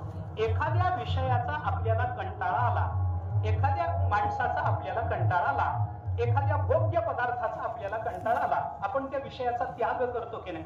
त्याग करतो. रोजच भाजी भाकरी, रोजच भाजी भाकरी, रोजच भाजी भाकरी, माणसाला कंटाळा येईल की नाही? येईल. रोजच बुंदीचा लाडू, रोजच बुंदीचा लाडू, कंटाळा येईल की नाही? येईल. रोजच श्रीखंड, रोजच श्रीखंड, कंटाळा येईल की नाही? येईल. माणूस काय म्हणेल? अहो श्रीखंड नको, आता दुसरं काहीतरी द्या. म्हणजे श्रीखंडाला नको म्हणेल, श्रीखंडाचा वीट येईल, पण सर्व गोड पदार्थाचा वीट येणार नाही. तो काय म्हणेल, श्रीखंड नको, बासुंदी चालेल. म्हणजे एका विषयाचा वीट येऊन त्या विषयाच्या त्यागाला निश्चयात्मक त्याग म्हणत नाही. त्या जातीतल्या सर्व पदार्थाचा जर त्याग झाला, मनुष्य जर म्हणायला लागला नाही हो गोड खाऊनच कंटाळा आलाय, असं जर म्हणत असेल तर तो निश्चयात्मक निश्चय मानता येऊ शकतो. म्हणून काही वेळेला तुमचा माझा निश्चय हा भ्रमात्मक असतो. आपण सोडून देतो, जाऊ द्या 2 दिवस 4 दिवस 5 दिवस एखादा माणूस निश्चय करतो. अहो ते काशीला जाणारे लोक काहीतरी सोडून येतात.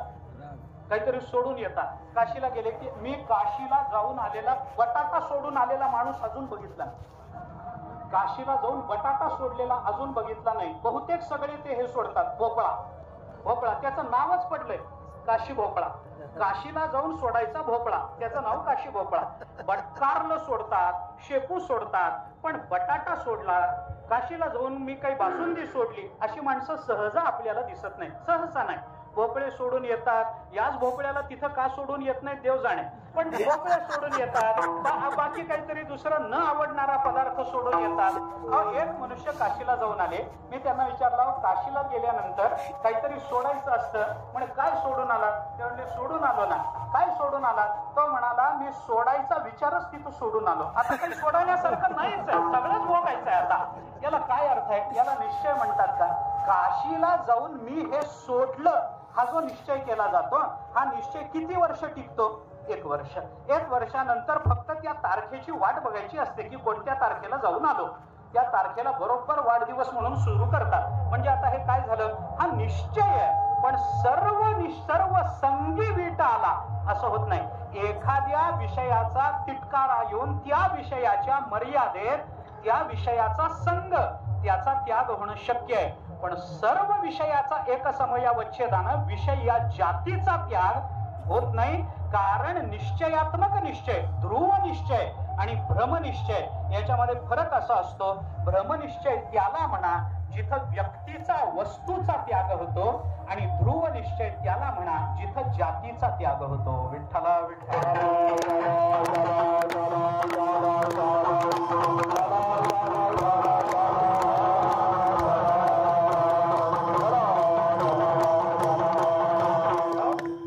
वस्तूचा त्याग करणं वेगळं, आणि ती वस्तू ज्या जातीत येते त्या संपूर्ण जातीचा त्याग करणं वेगळं. श्रीखंडाचा त्याग करणं वेगळं. पण श्रीखंड ज्या पक्वान्न नावाच्या जातीमध्ये येतं त्या सगळ्या पक्वान्नाचाच, अन्नाचाच त्याग करणं हा विषय वेगळा आहे. म्हणून व्यक्तिवस्तू त्यागात आपल्याला आपला परमार्थ सिद्ध करता येत नाही. जाती त्यागामध्ये आपल्याला परमार्थ सिद्ध करावा लागतो. विठ्ठला विठ्ठला.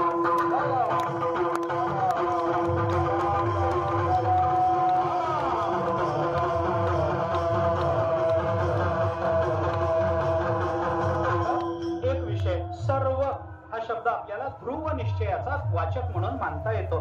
दुसरा विचार करा, तू एकला आवडसे. तुकोबाराय जर म्हणाले असते देवा तू आवडतोस, तर हा निश्चय मला निश्चयात्मक ध्रुवात्मक निश्चय म्हणता आला नसता. पण तू एकला हा शब्द जो तुकोबारायांनी वापरला, त्या एकला शब्दावरून तुझ्या शिवाय दुसरं काहीही नाही असा विचार तुकोबारायांनी बोलून दाखवलेला असल्यामुळे तिथला निश्चय, निश्चयात्मक तो शब्द. सर्व पहिल्या चरणातल्या पूर्वार्धातला सर्व हा शब्द निश्चयात्मक आहे. पहिल्या चरणातला उत्तरार्धातला एकला हा शब्द निश्चयात्मक आहे. दिली आता पायी मिठी. आता दिली म्हणजे आतापर्यंत दिली नव्हती. आतापर्यंत का दिली नव्हती? कारण आतापर्यंत इतरांकडून मला काहीतरी मिळेल अशी आशा होती, म्हणून तुझ्या पायाला मिठी दिली नव्हती. इतरांकडून निराशा झाल्यानंतर आता फक्त तुझ्याच पायाला मिठी दिली. हा आता शब्द ही निश्चयात्मक आहे. विठ्ठला विठ्ठला.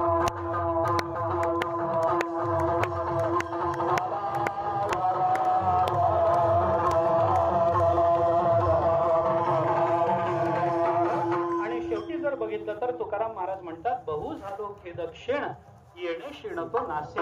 बहु झालो खेद क्षीण, मागे फार दुःख मला झालं, पण येणे या पदावरून आपल्याला निश्चय पाहता येतो. याच एका साधनावरून. कोणत्या साधनावरून?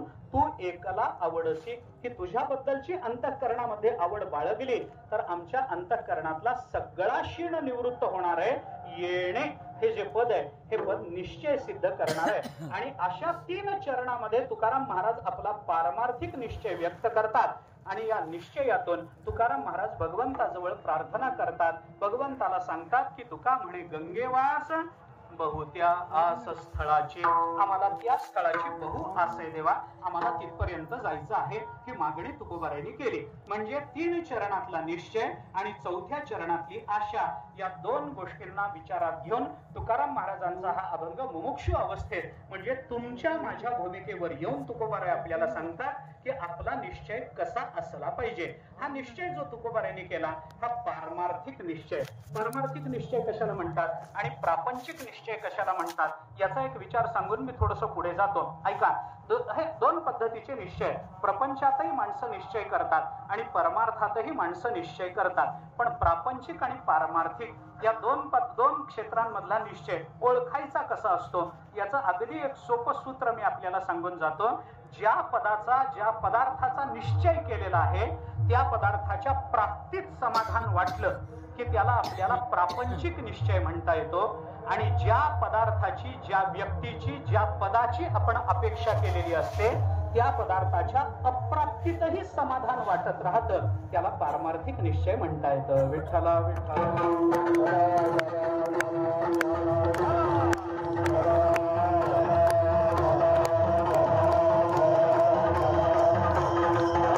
परमात्मा स्वरूपता मिळाली नाही तरी समाधान, परमात्म्याचं संगसुख मिळालं नाही तरी समाधान, परमात्म्याचा विरह प्राप्त झाला तरी समाधान, परमात्मा रागावला तरी समाधान, परमात्म्याने धिक्कार केला तरी समाधान. तुकाराम महाराजांचं दर्शन न होता तुकाराम महाराजांचं नुसतं चिंतन झालं तरी समाधान, तुकाराम महाराज न भेटता तुकाराम महाराजांचं नाम मुखामध्ये आलं तरी समाधान. याला पारमार्थिक निश्चय म्हणतात. आणि प्रापंचिक निश्चय कोणता? ज्या पदार्थाची अपेक्षा आहे त्या पदार्थाच्या प्राप्तीतच समाधान वाटलं तर त्याला प्रापंचिक निश्चय असं आपल्याला म्हणता येतं. जे मिळवायचं होतं ते मिळालं तरच समाधान. मला अमुक पद मिळवायचं आहे, मला आता निवडूनच यायचंय. आता नवीन ताजं उदाहरण जर द्यायचं झालं ना, वमुनिया सुने आत्ताची गेले, ताजं उदाहरण जर आपल्याला द्यायचं झालं तर लगेच उदाहरण मी आपल्याला देतो. मला नाही, एखाद्याला जर निवडून यायचं अपेक्षा आहे तर निवडून आला तरच समाधान होत असेल तर त्याचा मी निवडून येणारच हा जो निश्चय आहे ना हा प्रापंचिक निश्चय, हा काही पारमार्थिक निश्चय नाही. का नाही? कारण जोपर्यंत ते पद मिळत नाही तोपर्यंत असमाधान आहे. आणि लढवणारे जे असतात ना त्यांना काही मिळालं तरी असमाधानच असतं. ते कधी समाधानी होत नाहीत हा भाग वेगळा, पण तरी सुद्धा त्यांना ते मिळाल्यानंतरच मी नोकरी करणार, नोकरी मिळाली मग समाधान वाटलं, प्रापंचिक निश्चय झाला. मला पंढरपूरला जायचंय, पंढरपूरला गेलो, वा आता समाधान झालं. आता दर्शन नाही, चंद्रभागेचं स्नान नाही, वाळवंट नाही, काही नाही, इथून परत जायचं. हा निश्चय प्रापंचिक आहे. पण पंढरपूरला आलो, देवाच्या दर्शनाला उभा राहिलो, 40 तास झाले देवाचं दर्शन झालं नाही तरी देवा करता रांगेत उभा राहिलो, याचं जे समाधान असतं ना याला पारमार्थिक निश्चय म्हणतात. विठ्ठला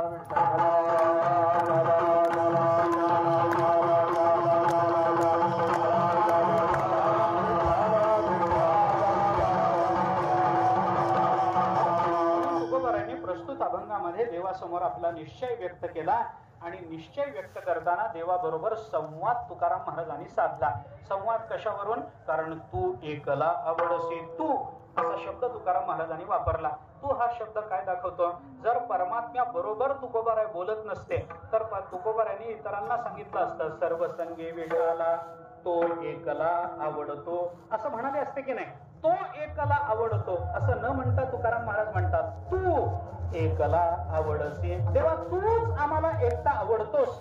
हे जे बोलणं आहे हे भगवंता बरोबरच्या संवादाचं प्रतीक आहे. आणि याच्यातून त्या संवादातून तुकोबाराय देवाबरोबर संवाद करतात. त्या संवादातून तुकाराम महाराजांनी आपली अवस्था आणि आपली अपेक्षा या 2 गोष्टी भगवंताच्या समोर मांडलेल्या आहेत. प्रस्तावना माझी मोठी आहे, प्रस्तावना जास्त लांबवणार आहे म्हणजे अभंगाचा भाव आपल्याला थोडासा स्पष्ट होईल या हिशोबाने थोडासा लांबवतो. काय असतं?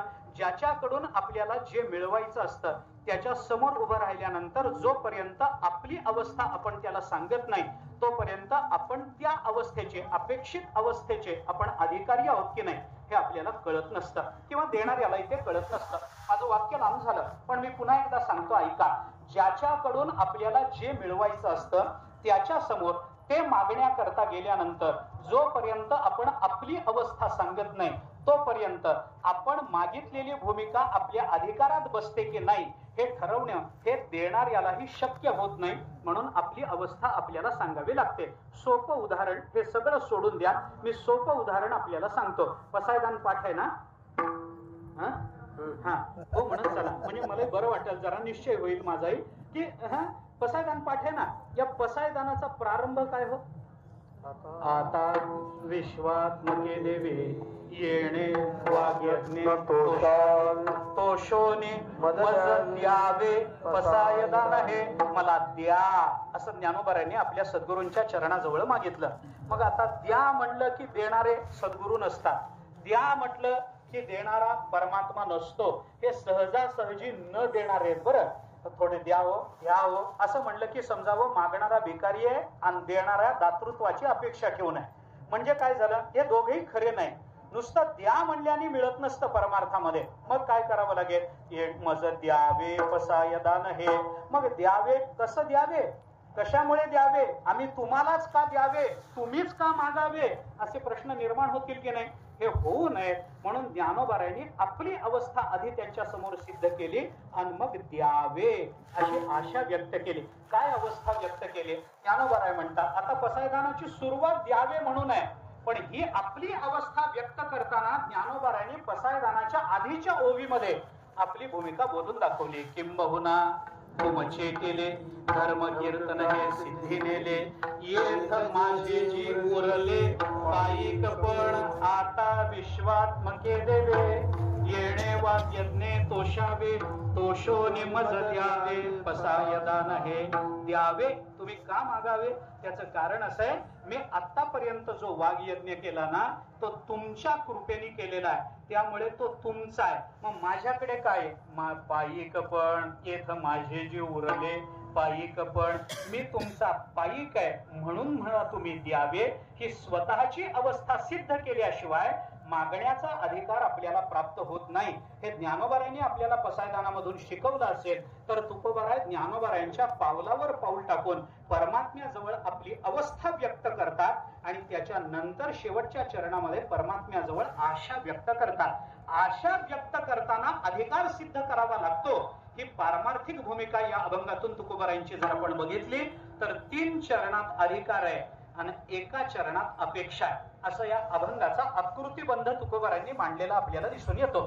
चिंतन करून पहा, काय अपेक्षा तर बहुत्या आसस्थळाची. कोणत्या स्थळाची? तुका म्हणे गंगेवास, बहुत्या आसस्थळाची. एखाद्या गंगेच्या काठावरचं जे स्थळ आहे त्या स्थळाची अपेक्षा आहे, असं सर्वसामान्यत्वानं विचार करता येऊ शकतो. पण खरा अर्थ जर बारकाईनं अभंगाच्याच अनुषंगाने बघायचा असेल तर असा अर्थ न करता तुका म्हणे गंगेवास बहुत्या आसस्थळाची, म्हणजे गंगा ज्या भगवंताच्या चरणामध्ये वास करते त्या स्थळाची, म्हणजे भगवंताच्या चरणाची आस आहे. विठ्ठला विठ्ठला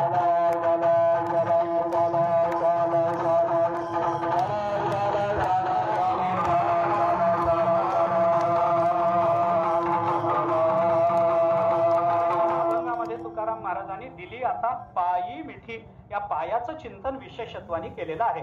त्यामुळे अपेक्षा सुद्धा भगवंताच्या चरण सानिध्याचीच असणार आहे. आणि म्हणून तुकाराम महाराजांनी गंगेवास ज्या स्थळी त्या स्थळाची आस व्यक्त केली. पण ही मला आशा आहे, ही माझी अपेक्षा आहे, ही माझी मागणी आहे. तर माझी मागणी मागण्यापूर्वी मला माझा अधिकार सिद्ध केला पाहिजे की नाही? अहो, एखादा भिकारी सुद्धा आपल्या दारात येतो आणि आपल्याला म्हणतो मायबा भिक्षा वाढा.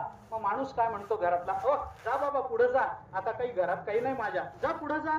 घरातला माणूस हाकलून देतो की नाही? घरातली एखादी स्त्री, बहुधा बाई हाकलत नाही, हाकलणारा बहुधा पुरुष असतो बरं का.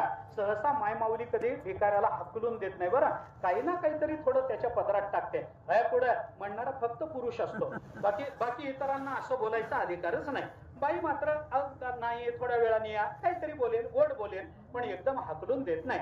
आता एखादा भिकारी आपल्या दारात आला, आपण त्याला म्हणतो नाही हो अजून काही नाही, जा पुढे जा पुढे जा, हाकलून देतो. मग तो आपल्याला काय म्हणतो, नाही हो मायबाप वाढा, 4 दिवस झाले पोटामध्ये अन्नाचा कण नाही. ही अवस्था जोपर्यंत तो व्यक्त करत नाही तोपर्यंत आपल्याला सुद्धा त्याला देण्याची इच्छा होत नाही ना, होत नाही ना. तो काय दया काय करतो, याचना काय करतो? काही नाही, चतकोर अर्धी भाकरी वाढा, शिळा पाक काही वाढा, रात्रीचं उरलेलं वाढा. का बाबा वाढा? नाही हो, 2 दिवस झाले पोटामध्ये अन्नाचा कण नाही, मायबाप, नाही अन्न मिळालं तर मी मरून जाईन. ही स्वतःची अवस्था जोपर्यंत तो व्यक्त करत नाही तोपर्यंत त्याला मागण्याचाही अधिकार नाही आणि देणाऱ्याच्या अंतःकरणात कळवळही नाही. विठ्ठला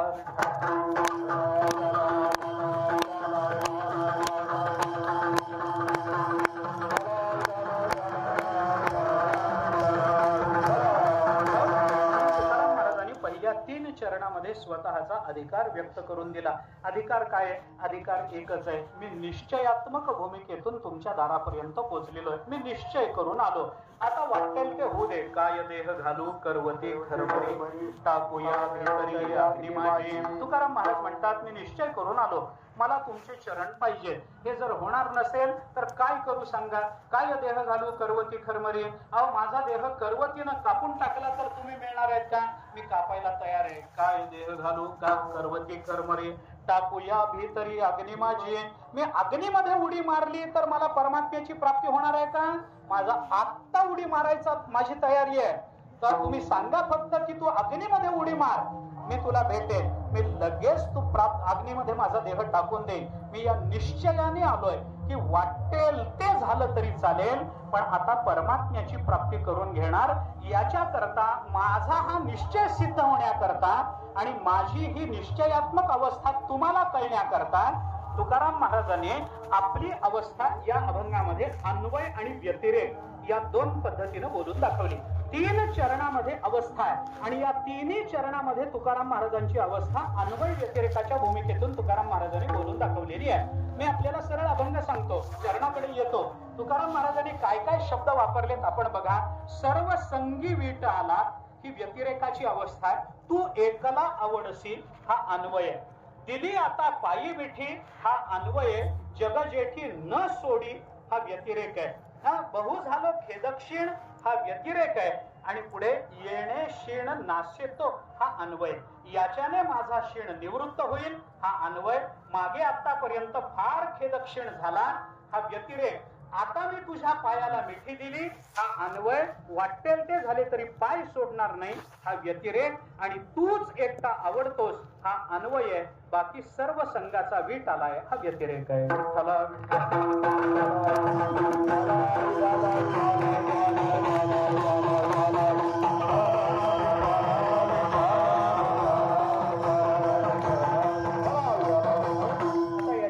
शास्त्र खूप मोठं आहे महाराज, आपण बराच वेळ आपल्याला द्यावा लागेल. खूप मोठं शास्त्र आहे.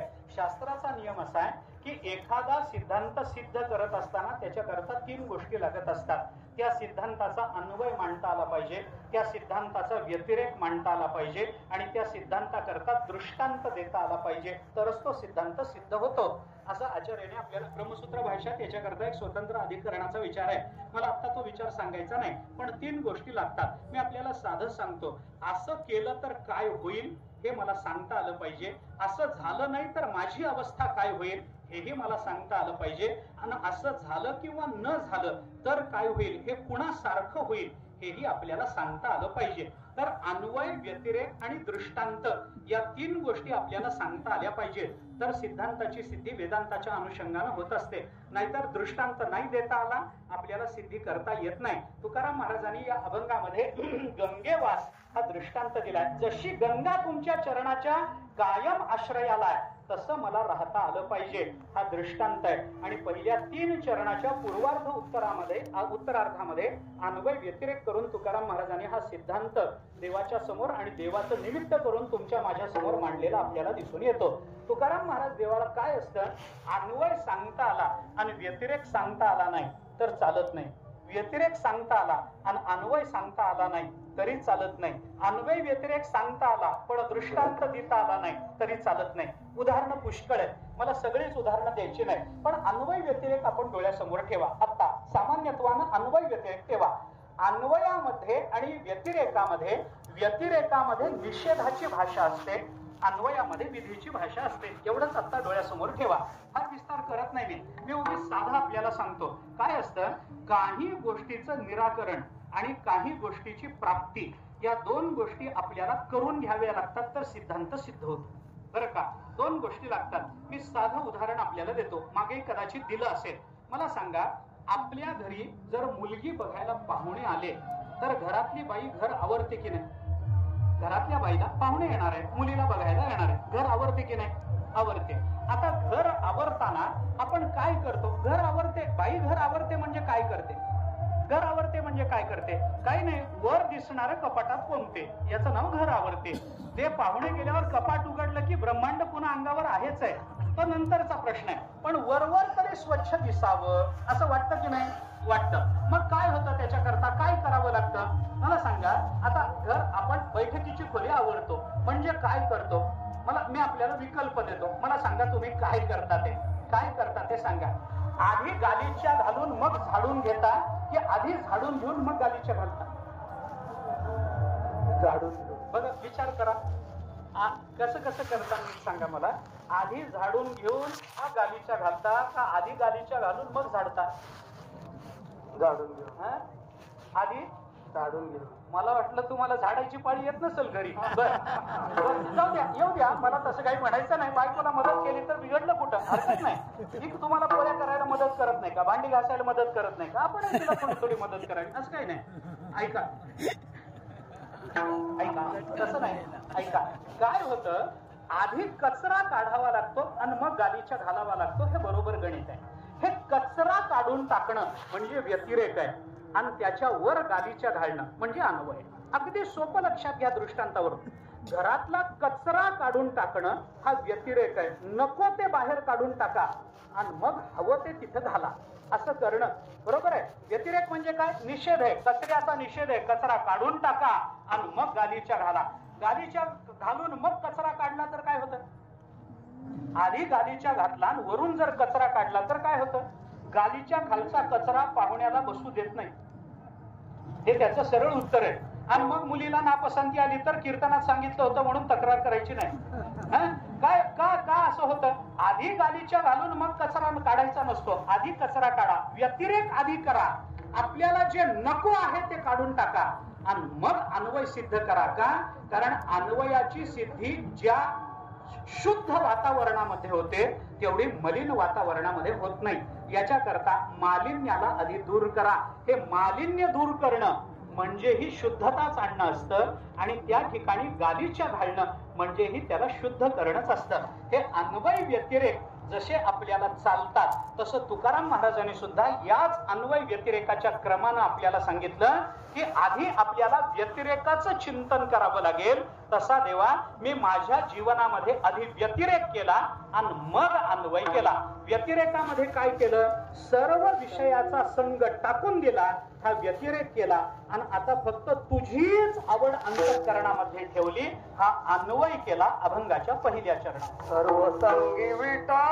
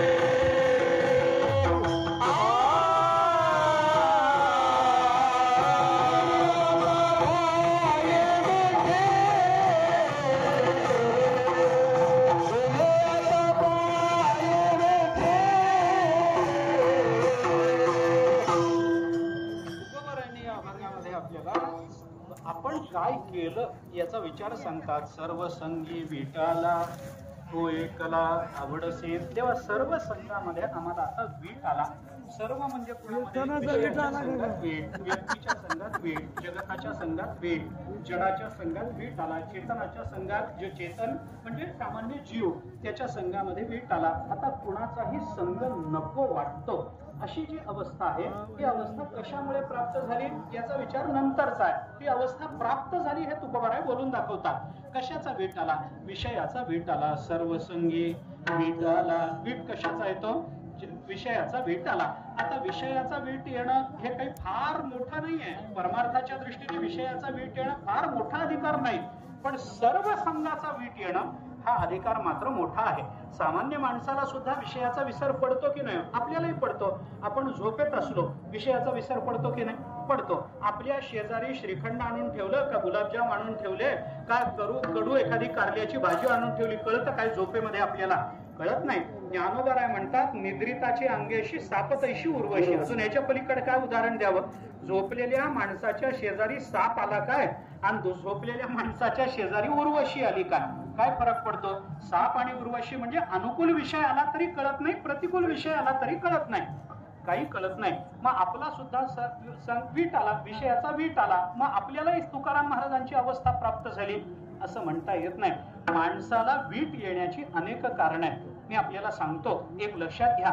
अगदी सामान्यत्वानं जर विचार करायचा आला असेल तर विषयाची प्रतिकूलता लक्षात आली असेल, विषयाचा त्याग होतो. वीट येणं म्हणजे त्याचा त्याग करणं असा अर्थ आपल्याला करावा लागेल. विषयाच्या प्रतिकूलतेत विषयाचा त्याग होतो. विषयाची अनुकूलता असूनही विषयाच्या भोगाचं सातत्य विषयाबद्दल वीट आणत असतं. विषयापेक्षा अधिक अनुकूल विषय डोळ्यासमोर आला, प्राप्त विषयाचा माणसाकडून त्याग होत असतो. मनुष्य निद्रिस्त अवस्थेमध्ये आला, विषय असला, विषयाचा त्याच्याकडून त्याग होतो. विषयाचं दोषदर्शन झालं, विषयाचा त्याग होतो. दोष दृष्टी जिहासाच पुनर्भोगेश्व दीनता पंचदशीनं आपल्याला चिंतन करून दिलं. मला आता तो विचार सगळा सांगायचा नाही, पण या 3 गोष्टी आपल्याला वैराग्याच्या दृष्टीनं पंचदशीकरांनी आपल्याला 3 गोष्टी सांगितल्या. वैराग्याचं स्वरूप काय, वैराग्याचं कार्य काय, वैराग्याचं लक्षण काय. दोष दृष्टी हे वैराग्य निर्माण होण्याचं कारण आहे. जिहासा हे वैराग्याचं लक्षण आहे आणि पुनर्भोगेशु अदीनता हे वैराग्याचं स्वरूप आहे. अशा 3 अवस्थेमध्ये आपल्याला पंचदशीकारांनी या विषयाच्या त्यागाच्या भूमिका दाखवून दिलेल्या आहेत. आता मुद्दा जरी तो नसला तरी अनेक कारणाने मनुष्य विषयाचा त्याग करतो. विषयाचा दोष कळाला, माणूस विषय जवळ घेईल का विषयाचा त्याग करेल? मला सांगा बरं. दोष कळाला, मला सांगा. मी उदाहरण आपल्याला सांगतो. विषयाच्या प्रतिकूलतेच्या जाणीवेत विषयाच्या त्यागाकरता माणसाला ग्रंथ वाचावे लागत नाही, प्रवचन ऐकावं लागत नाही, कीर्तन ऐकावं लागत नाही, नामजप करावा लागत नाही, काही करावं लागत नाही. मी आपल्याला साधं सांगतो. आता तुम्ही इथून गेला, घरी पोचायला रात्री 12-1 वाजले असं समजा. वारी झाल्यानंतर कधी जेव्हा केव्हा घरी जा, रात्री 12-1 वाजता घरी पोचल्यानंतर घराचा दरवाजा दरवाजा उघडला, आत गेलो, दिवा लावल्याबरोबर आपल्याला जर असं दिसलं की बाहेरच्या खोलीमध्ये एक नाग फणा काढून बसलेला आहे, असं जर आपल्याला दिसलं तर तुम्ही काय म्हणाल? राहू द्यावं, तो बाहेरच्या खोलीत झोपेल, मी आतल्या खोलीत झोपेल, कशाला रात्रीच्या वेळेला कोण म्हणता काय मला सांगा? नाही. आपण काय करू? घराचाच त्याग करू. मी या घरामध्ये राहणार नाही. का त्याग झाला? विषयाच्या दोषाचं चिंतन आपल्याला घडलं म्हणून. विषयाची प्रतिकूलतेत विषयाचा त्याग करण्याकरता साप नाग घरात आहे म्हणल्यानंतर मी घरात जाणार नाही हे कळायला काय विचारसागर वाचावा लागतो? का कीर्तन ऐकावी लागतात? का नामजप करावा लागतो? का फार मोठे शिक्षण घ्यावं लागतं? काय करावं लागतं याच्याकरता? काही करावं लागत नाही. विषयाच्या अनुकूलतेत केला गेलेला विषयाचा स्वीकार आणि विषयाच्या प्रतिकूलतेत विषयाचा केला गेलेला त्याग ह्या माणसाकडून घडणाऱ्या स्वाभाविक आणि नैसर्गिक प्रतिक्रिया असतात. हे लक्षात घ्या. आपण याच्याकरता फार काही करावं लागत नाही. ज्ञानोबारायांनी चिंतन केलं. 15वा अध्याय काढा. ज्ञानोबाराय बोलतात, विषय रांधेली रस सोये जई जेवणारा ठाव्य होय तैतो ताटाची सांडोनी जाय जयापरी तैशी संसाराया समजता जाणीजे जई अनित्यता तै वैराग्य दवडिता पाठीला गे. ज्ञानोबाराय गोड चिंतन करतात.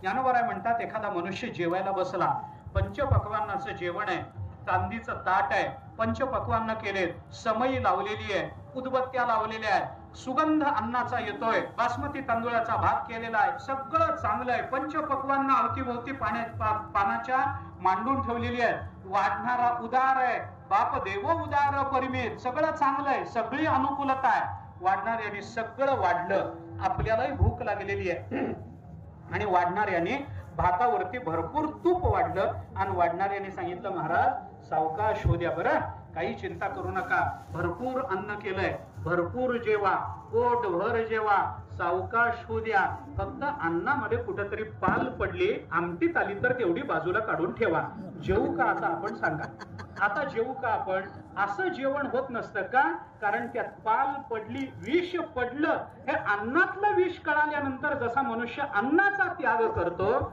तसं तुकोबराय म्हणतात या संसारातल्या सकल विषयातलं विष मला कळालं, सकल विषयातलं विष कळालं म्हणजे काय, त्यालाही पुन्हा ज्ञानोबरायांचा आधार घ्यावा लागतो, विषय विषयाचा पडी पाडू, गोड परमार्थ लागे कडू, कडू विषय सोडून जीवासी झाला, ज्ञानोबराय चिंतन करतात, इथं विषयाला विष म्हटलं ज्ञानोबरायांनी, योग वासिष्ठांनी असंच म्हटलंय, विषम विषय वैषम्यम न विषम विषम उच्यते, जन्मांतरघ्ना विषया एक देह हरम विषम, आपल्याला योग वासिष्ठांनी असं सांगितलं, वसिष्ठ महामुनी रामचंद्र प्रभूंना उपदेश करतात, विषय आणि विष याच्यामध्ये फार अंतर आहे, अरे बाबा विषाला विष म्हणू नको, विषयाला विष म्हण, का, कारण विष खाल्लं तर एकदाच आपल्याला मारतं, पण विषय सेवन केले तर किती जन्मात मरावं लागतं आपल्याला सांगता येत नाही, किती जन्म झाला फेरा गणित नाही जे दातारा, किती जन्मात यावं लागेल आपल्याला सांगता येणार नाही,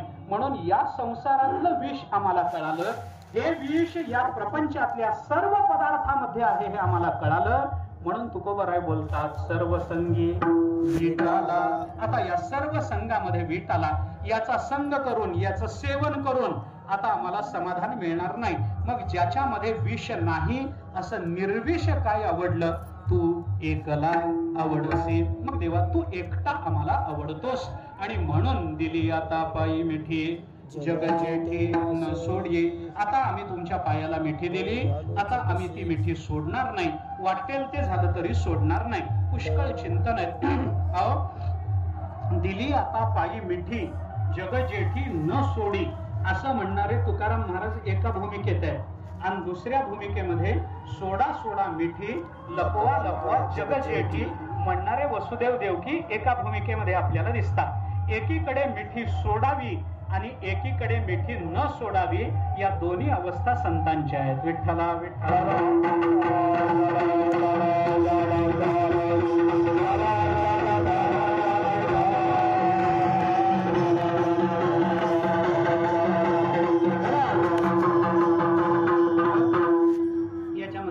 विचार आहे, आता तेवढा विचार सांगण्याकरता वेळ माझ्या हातामध्ये नाही, वेळ संपली अगदी थोडक्यामध्ये एखाद्या प्रश्नाचा विचार करणार आहे, सेवा संपवणार आहे, फार वेळ आपला घेणार नाही, तुकोबराय म्हणतात सर्व संगी विटाला तू एकला आवडसी, आता एकला आवडसी या एकला पदामध्ये तुकाराम महाराजांचा निश्चय दिसतो, कारण परमार्थामध्ये आपण कोणत्या मार्गाने परमात्म्यापर्यंत पोहोचायचं आहे हा प्रश्न स्वतंत्र असला, आपापल्या अधिकार भेदानं विचारात घ्यावा लागत असला तरी कोणताही मार्ग आपण निवडा, त्याच्यामध्ये एकपणाचा विचार, परमात्म्याची एकरूपता आपल्याला स्वीकारावी लागेल, अगदी प्रमाणानं धावता विचार मी आपल्या समोर ठेवणार आहे, अगदी धावता विचार ऐका, आपण कर्म मार्गाने जा, एकला आवडसी याचा विचार करावा लागतो, तुम्ही ज्ञान मार्गाने जा, एकला आवडसी याचा विचार करावा लागतो, तुम्ही भक्ती मार्गाने जा, एकला आवडसी याचाच विचार आपल्याला करावा लागतो, प्रमाण देऊन मी आपल्याला सांगतो, विचार करा काय असतं, सिद्धांत सांगतो त्याला प्रमाण देतो ज्ञानोबरायांचं, एक एक ओवीत प्रमाण जास्त नाही, पण त्या त्या प्रमाणातून ज्ञानोबरायांनी एकला आवडसी याच पदाचा विचार कसा केला हे आपल्याला चिंतनात घेता येऊ शकतं, अगदी साधा विचार ऐका, काय असतं, कर्मामध्ये जर आपण दोन मानले तर नियम्य नियामक भावामध्ये अडचण येत असते, ज्ञानामध्ये आपण दोन मानले तर व्यापकत्वामध्ये अडचण निर्माण होत असते, आणि भक्तीमध्ये आपण दोन मानले तर अनन्यतेत अडचण निर्माण होत असते, बरं का, कर्मामध्ये दोन मानले नियम्य नियामक भावामध्ये अडचण येते, म्हणून एकच नियामक लागतो, आणि म्हणून ज्ञानोबरायांनी 18व्या अध्यायामध्ये चिंतन करताना सांगितलं, स्वमायेचे आडवस्त्र लावोनी एकला खेळवी सूत्र बाहेरी नटी छायाचित्र 84 लक्ष. ज्ञानोबरांनी आपल्याला सांगितलं बाबा ईश्वर सर्वभूतानां हृदयेर्जुन तिष्ठति भ्रामयन सर्वभूतानी यंत्रारूढानी मायया.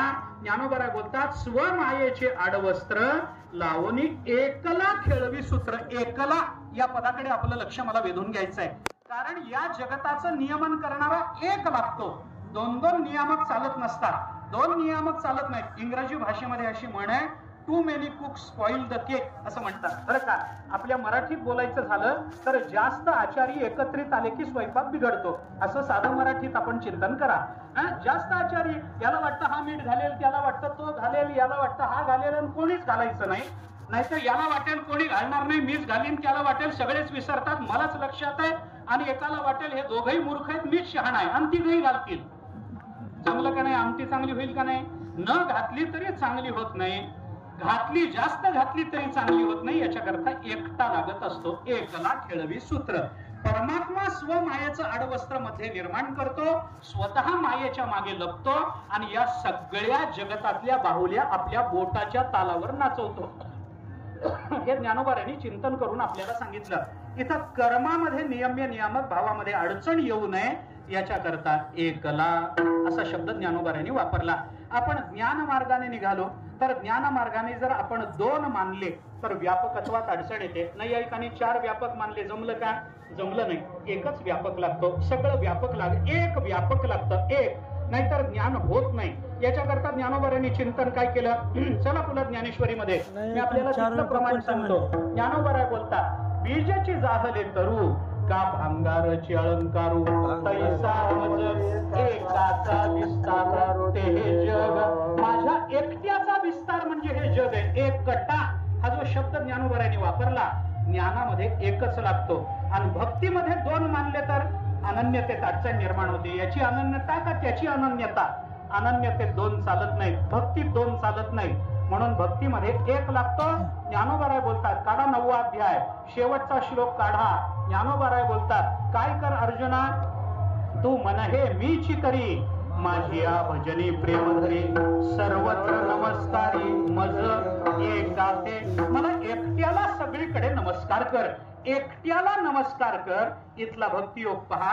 मीच जगद रूपानं एकटा व्यापून राहिलेलो आहे. इथला ज्ञानयोग पहा. आणि हे सगळं जग आपल्या बोटाच्या तालावर एकटा परमात्मा नाचवतो आहे. हा कर्मयोग आपण जर बघितला तर तू एकला आवडसी याचं वर्म कळतं. विठ्ठला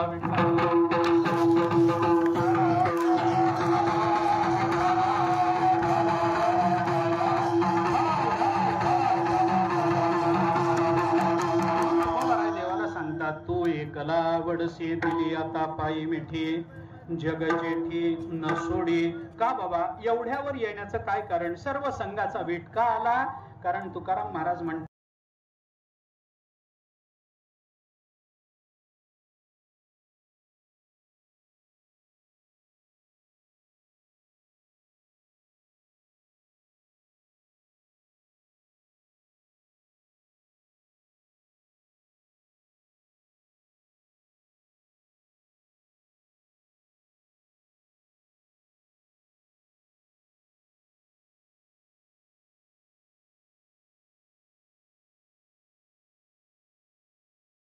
करून घ्यायची इच्छा नाही, त्यामुळे सर्व संगे विटाला.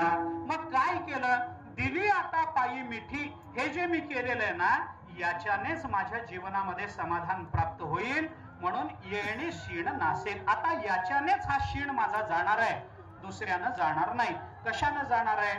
आता कोठे धावे मग तुझे चरण देखलिया. काय गेला आमचं? भाग गेला, शीण गेला, अवघा झाला आनंदो. तुकाराम महाराजांनी चिंतन केलं, भाग गेला, शीण गेला, शीणही गेला आणि भागही गेला. शिणला भागला म्हणतो की नाही आपण, पण भाग शब्दाचा तात्विक अर्थ असा आहे, भाग म्हणजे विभाग. विभाग म्हणजे परमात्म्यापासून विभक्त झालेला जो जीव वाटतो ना, तो सुद्धा गेला. भागही गेला आणि शीणही गेला. आता आमच्या जीवनामध्ये अविभक्तता प्राप्त झाली. आमच्या जीवनामध्ये अद्वैत प्राप्त झालं, त्यामुळे क्षीण राहिला नाही. आणि देवा, भक्तीच्या दृष्टीने तुमचे चरण आम्हाला प्राप्त झाले, आता आम्हाला क्षीण आमचा राहणार नाही. आणि म्हणून तुकोबाराय सांगतात की आमच्या जीवनामध्ये आता जिथं गंगा राहते तिथं आम्हाला वास पाहिजे. हे तुकाराम महाराजांनी आपल्याला अभंगामध्ये सांगितलं. थोडासा एक प्रश्न फक्त आपल्याला सांगतो. अभंगाचा सरळ भाव मी आपल्याला सांगितला. साधा विचार मला फक्त एवढाच मांडायचा आहे. शंका एवढीच आहे की सर्व संगी वीट आला म्हणून देव आवडला, का देव आवडला म्हणून सर्व संगी वीट आलाय. विठ्ठला विठ्ठला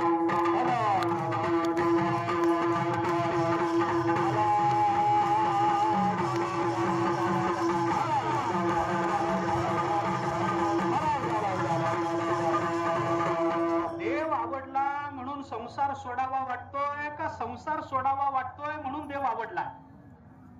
नक्की काय, जरा विचार करून बघा ना. कशानंतर काय येतं? संसार सोडला म्हणून देव आवडला, का देव आवडला म्हणून संसार सोडला?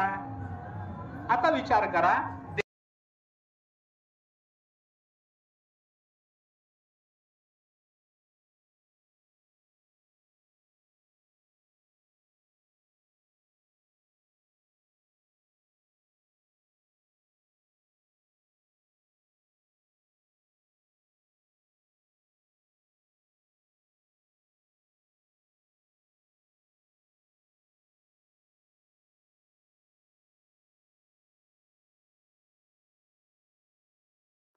म्हणून संसार सोडला.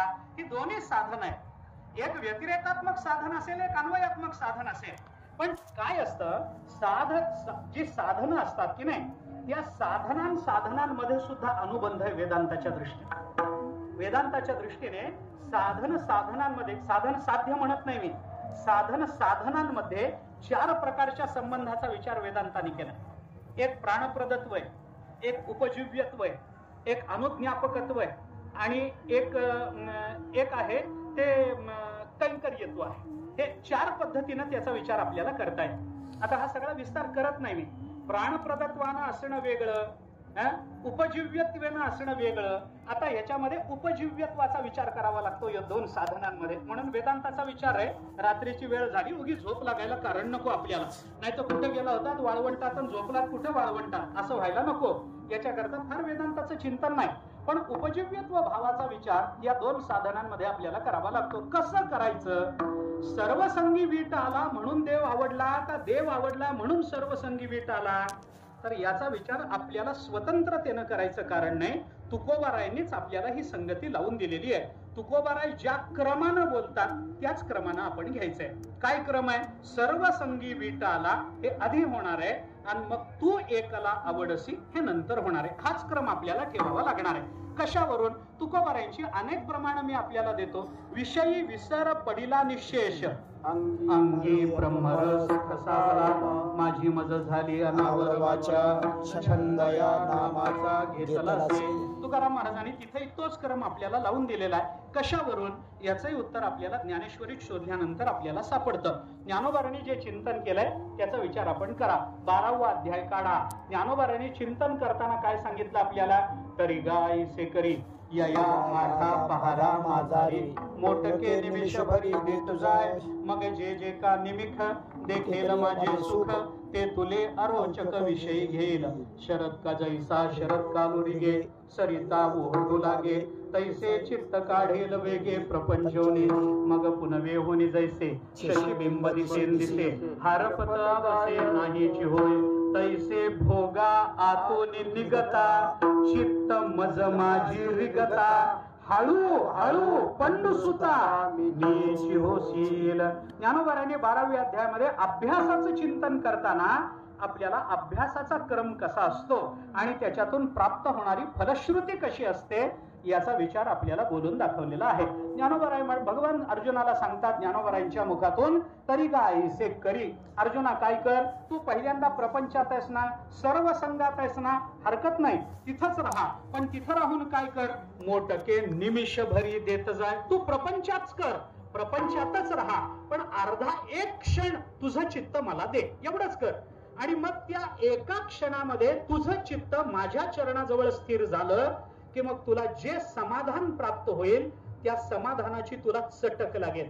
मग जे जे का सुख जे जे का निमिख देखेल माझे सुख ते तुले आरोचक विषयी घेशील. मग काय होईल? मग तुला त्याची चटक लागली की पुन्हा पुन्हा ते सुख मिळवावं मिळवावं, देवाचं सुख मिळवावं मिळवावं असं वाटायला लागेल. मग ते कसं होईल? जैसा शरद कालू रिगे सरिता ओहटू लागे. शरद ऋतूमध्ये जशी नदी कणाकणानं कमी होत जाते तशी तुझी विषयातली आसक्ती कणाकणानं कमी होत जाईल.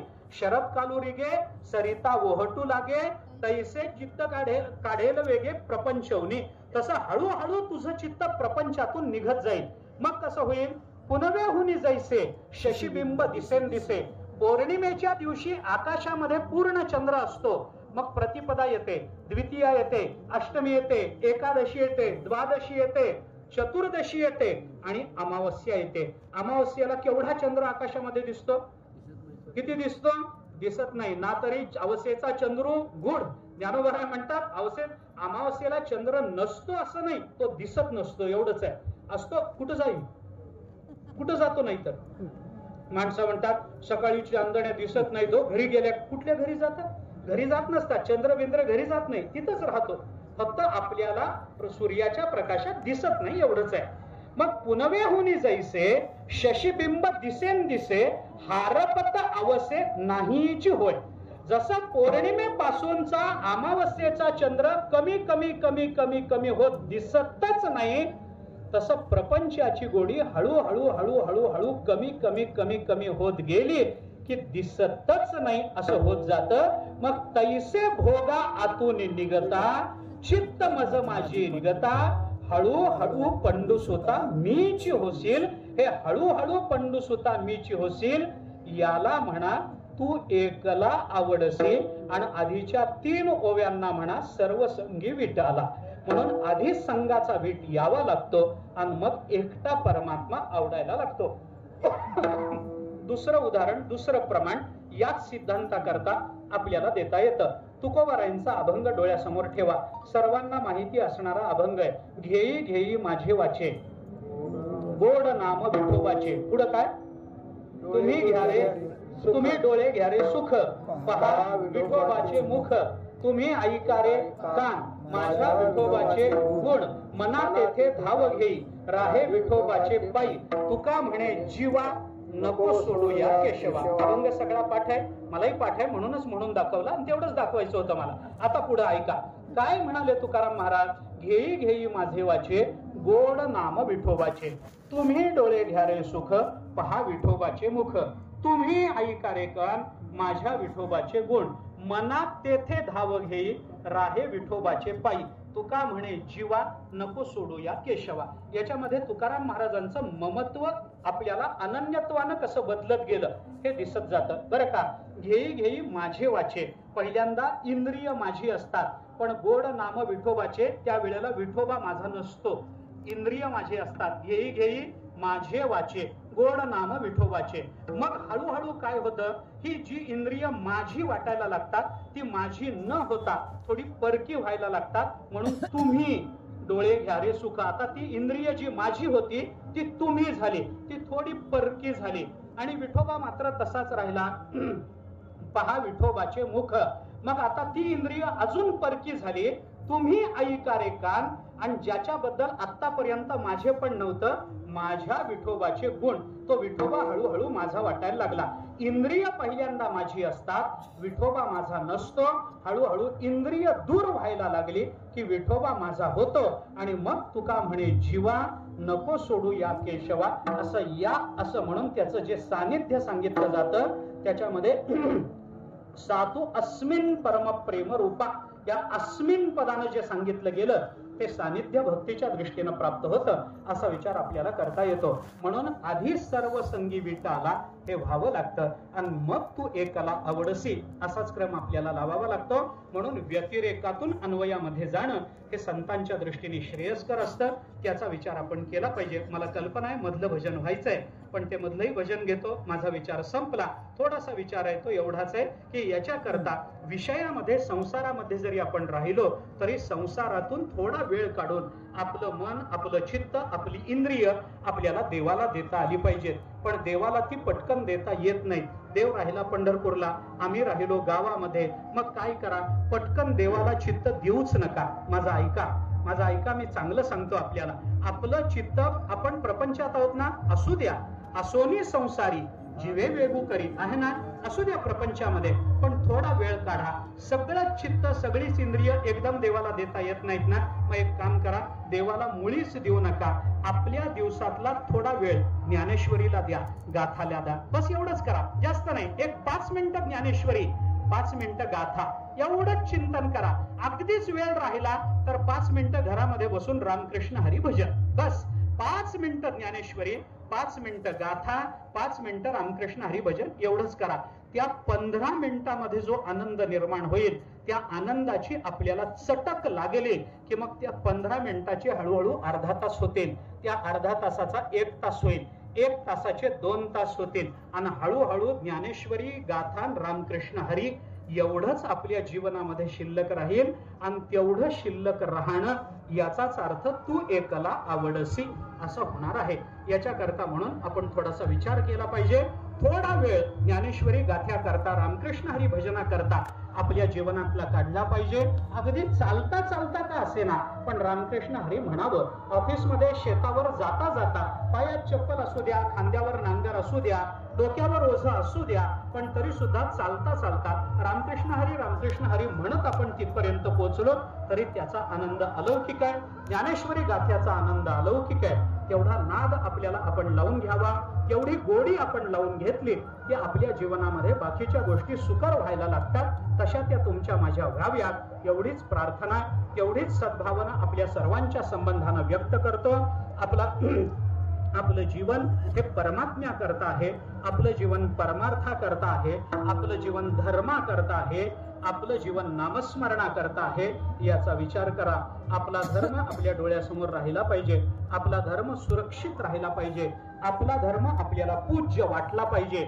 आपल्या धर्मामध्ये ज्या चांगल्या गोष्टी आहेत त्या जगताच्या पाठीवर कुठेही नाहीत, हे लक्षात घेतलं पाहिजे. जगताच्या पाठीवर ज्ञानोबाराय तुकोबारायांच्या संगतीत लाखो लोकांनी भगवंताच्या चरणाजवळ येण्याचा आनंद हा जगताच्या पाठीवर महाराष्ट्र सोडून आपल्याला इतरत्र कुठेही दिसणार नाही, ऐकायलाही मिळणार नाही, हे लक्षात घ्यावा. ज्ञानबा तुकाराम, रामकृष्ण हरी, विठोबा रखुमाई या भजनातला आनंद हा फक्त इथंच आहे, याचा विचार करा. आणि थोडस चिंतन करून आपला धर्म सुरक्षित राहील, आपल्या धर्मावर काही बालंटी येणार नाही, आपल्या धर्माला दोषीस लागणार नाही, आपला धर्म आनंददायी आणि जगत विख्यात होईल, जगताला मार्गदर्शक असणारा होईल. कारण या देशातल्या माणसांकडून जगतातल्या माणसांनी धडे घ्यावेत असं चिंतन आपल्याला दिसतं. एतत् देश प्रसूतस्य सकाशादाग्र जन्मनः स्वं स्वं चरित्रम शिक्षेरन पृथिव्यां सर्व मानवः. या देशात जन्माला आलेल्या माणसाने जगतातल्या मानव धर्माला हे दाखवावं की कसं जगायचं असतं. तसा आपला धर्म आहे, त्याचा विचार करून आपला धर्मच आपल्याला शिरोधार्य आहे असा विचार करा. एवढ्याच करता सांगतो की 20 तारखेला मतदान आहे, त्या मतदानाचा विचार करा, धर्माचं चिंतन करा, अधर्माचा विचार करू नका. मी पुन्हा एकदा आपल्याला सांगतो, ज्ञानोबारायांनी आपल्याला हे सांगून ठेवलेलं आहे, मी कोणत्याही पक्षाचा माणूस नाही, मला राजकारणाला काडी लागली तरी माझं काही घेणं देणं नाही, हे लक्षात घ्या. मला राजकीय लोकांबद्दल प्रेम नाही, त्यांचा माझा संबंध नाही, त्यांचा माझा ऋणानुबंध नाही, आला तर तो निर्माण करावा हीही माझी वृत्ती नाही. पण मला धर्माचं प्रेम आहे, मला माझ्या महाराष्ट्राचं प्रेम आहे, मला साधू संतांचं प्रेम आहे, मला संत वाङ्मयाचं प्रेम आहे, मला पंढरीनाथाचं प्रेम आहे. म्हणून मी आपल्याला सांगतो, ज्ञानोबारायांनी आपल्याला सांगितल्यानुसार वागा. मी सगळ्यांना प्रार्थना करतो, 20 तारखेपर्यंत फेडोनी अविवेकाची काजळी याच्या करता प्रयत्न करा. 20 तारखेला बटन दाबून विवेक दीप उजळी हे करा आणि 23 तारखेला योगी यांची दिवाळी डोळ्यांनी बघा अशी माझी प्रार्थना आहे. एवढंच करा, धर्माचा विचार करा, एवढीच प्रार्थना आहे. तुम्ही मत कुणाला द्यावं हा तुमचा प्रश्न आहे. पण ते धर्म मार्गाने चालणारं असावं, कारण आपल्या संतांनी आपल्याला धर्म मार्गाने चालायला शिकवलंय. नीतीला नीती, सत्याला सत्य, अनीतीला अनीती. आपलं रामायण, आपलं महाभारत, आपली भगवद्गीता, आपली ज्ञानेश्वरी, आपली गीता, आपला गाथा हे आपल्याला शिरोधार्य आहे. त्याच्यातलं अक्षरन अक्षर आपल्याला प्राणाच्या पलीकडे जाऊन आनंददायी वाटत राहतं. आपण त्या अक्षरा करता, त्या गाथ्या करता, ज्ञानेश्वरी करता. नामदेवरायांनी म्हटलं, नामा म्हणे ग्रंथ श्रेष्ठ ज्ञानदेवी, एक तरी ओवी अनुभवावी. ज्या 9000 ओव्यांपैकी एका ओवीनं आपल्या जीवनाचं कल्याण होतं, त्या 9000 ओव्या काय करत असतील याचा विचार करा. आणि हे वाङ्मय, हा विचार, हा धर्म सुरक्षित राहायचा असेल तर सत्सद विवेक बुद्धी जागी ठेवा. एवढीच माझी आपल्या चरणाला प्रार्थना आहे. आपल्या विवेकाने आपण मतदान करा, आपल्या विचाराने मतदान करा, पण मतदान कराच करा ही मात्र प्रार्थना सगळ्यांच्या चरणावर मस्तक ठेवून आहे. घरात बसून राहू नका, होईल तसं होईल म्हणू नका. दिवस फार बिकट आहेत, घराबाहेर पडा, सत्सद विवेक बुद्धी वापरा आणि योग्य पद्धतीनं आपण मतदान करा ही सगळ्यांना नम्र प्रार्थना आहे. कारण लोकशाही हा सुद्धा आपल्या धर्माच्या टिकवण्याकरता एक महत्वाचा भाग आहे. आपल्या हातात काही नसलं तरी एवढं मात्र आपल्या हातात आहे, ते आपण करावं ही सगळ्यांना नम्र प्रार्थना आहे.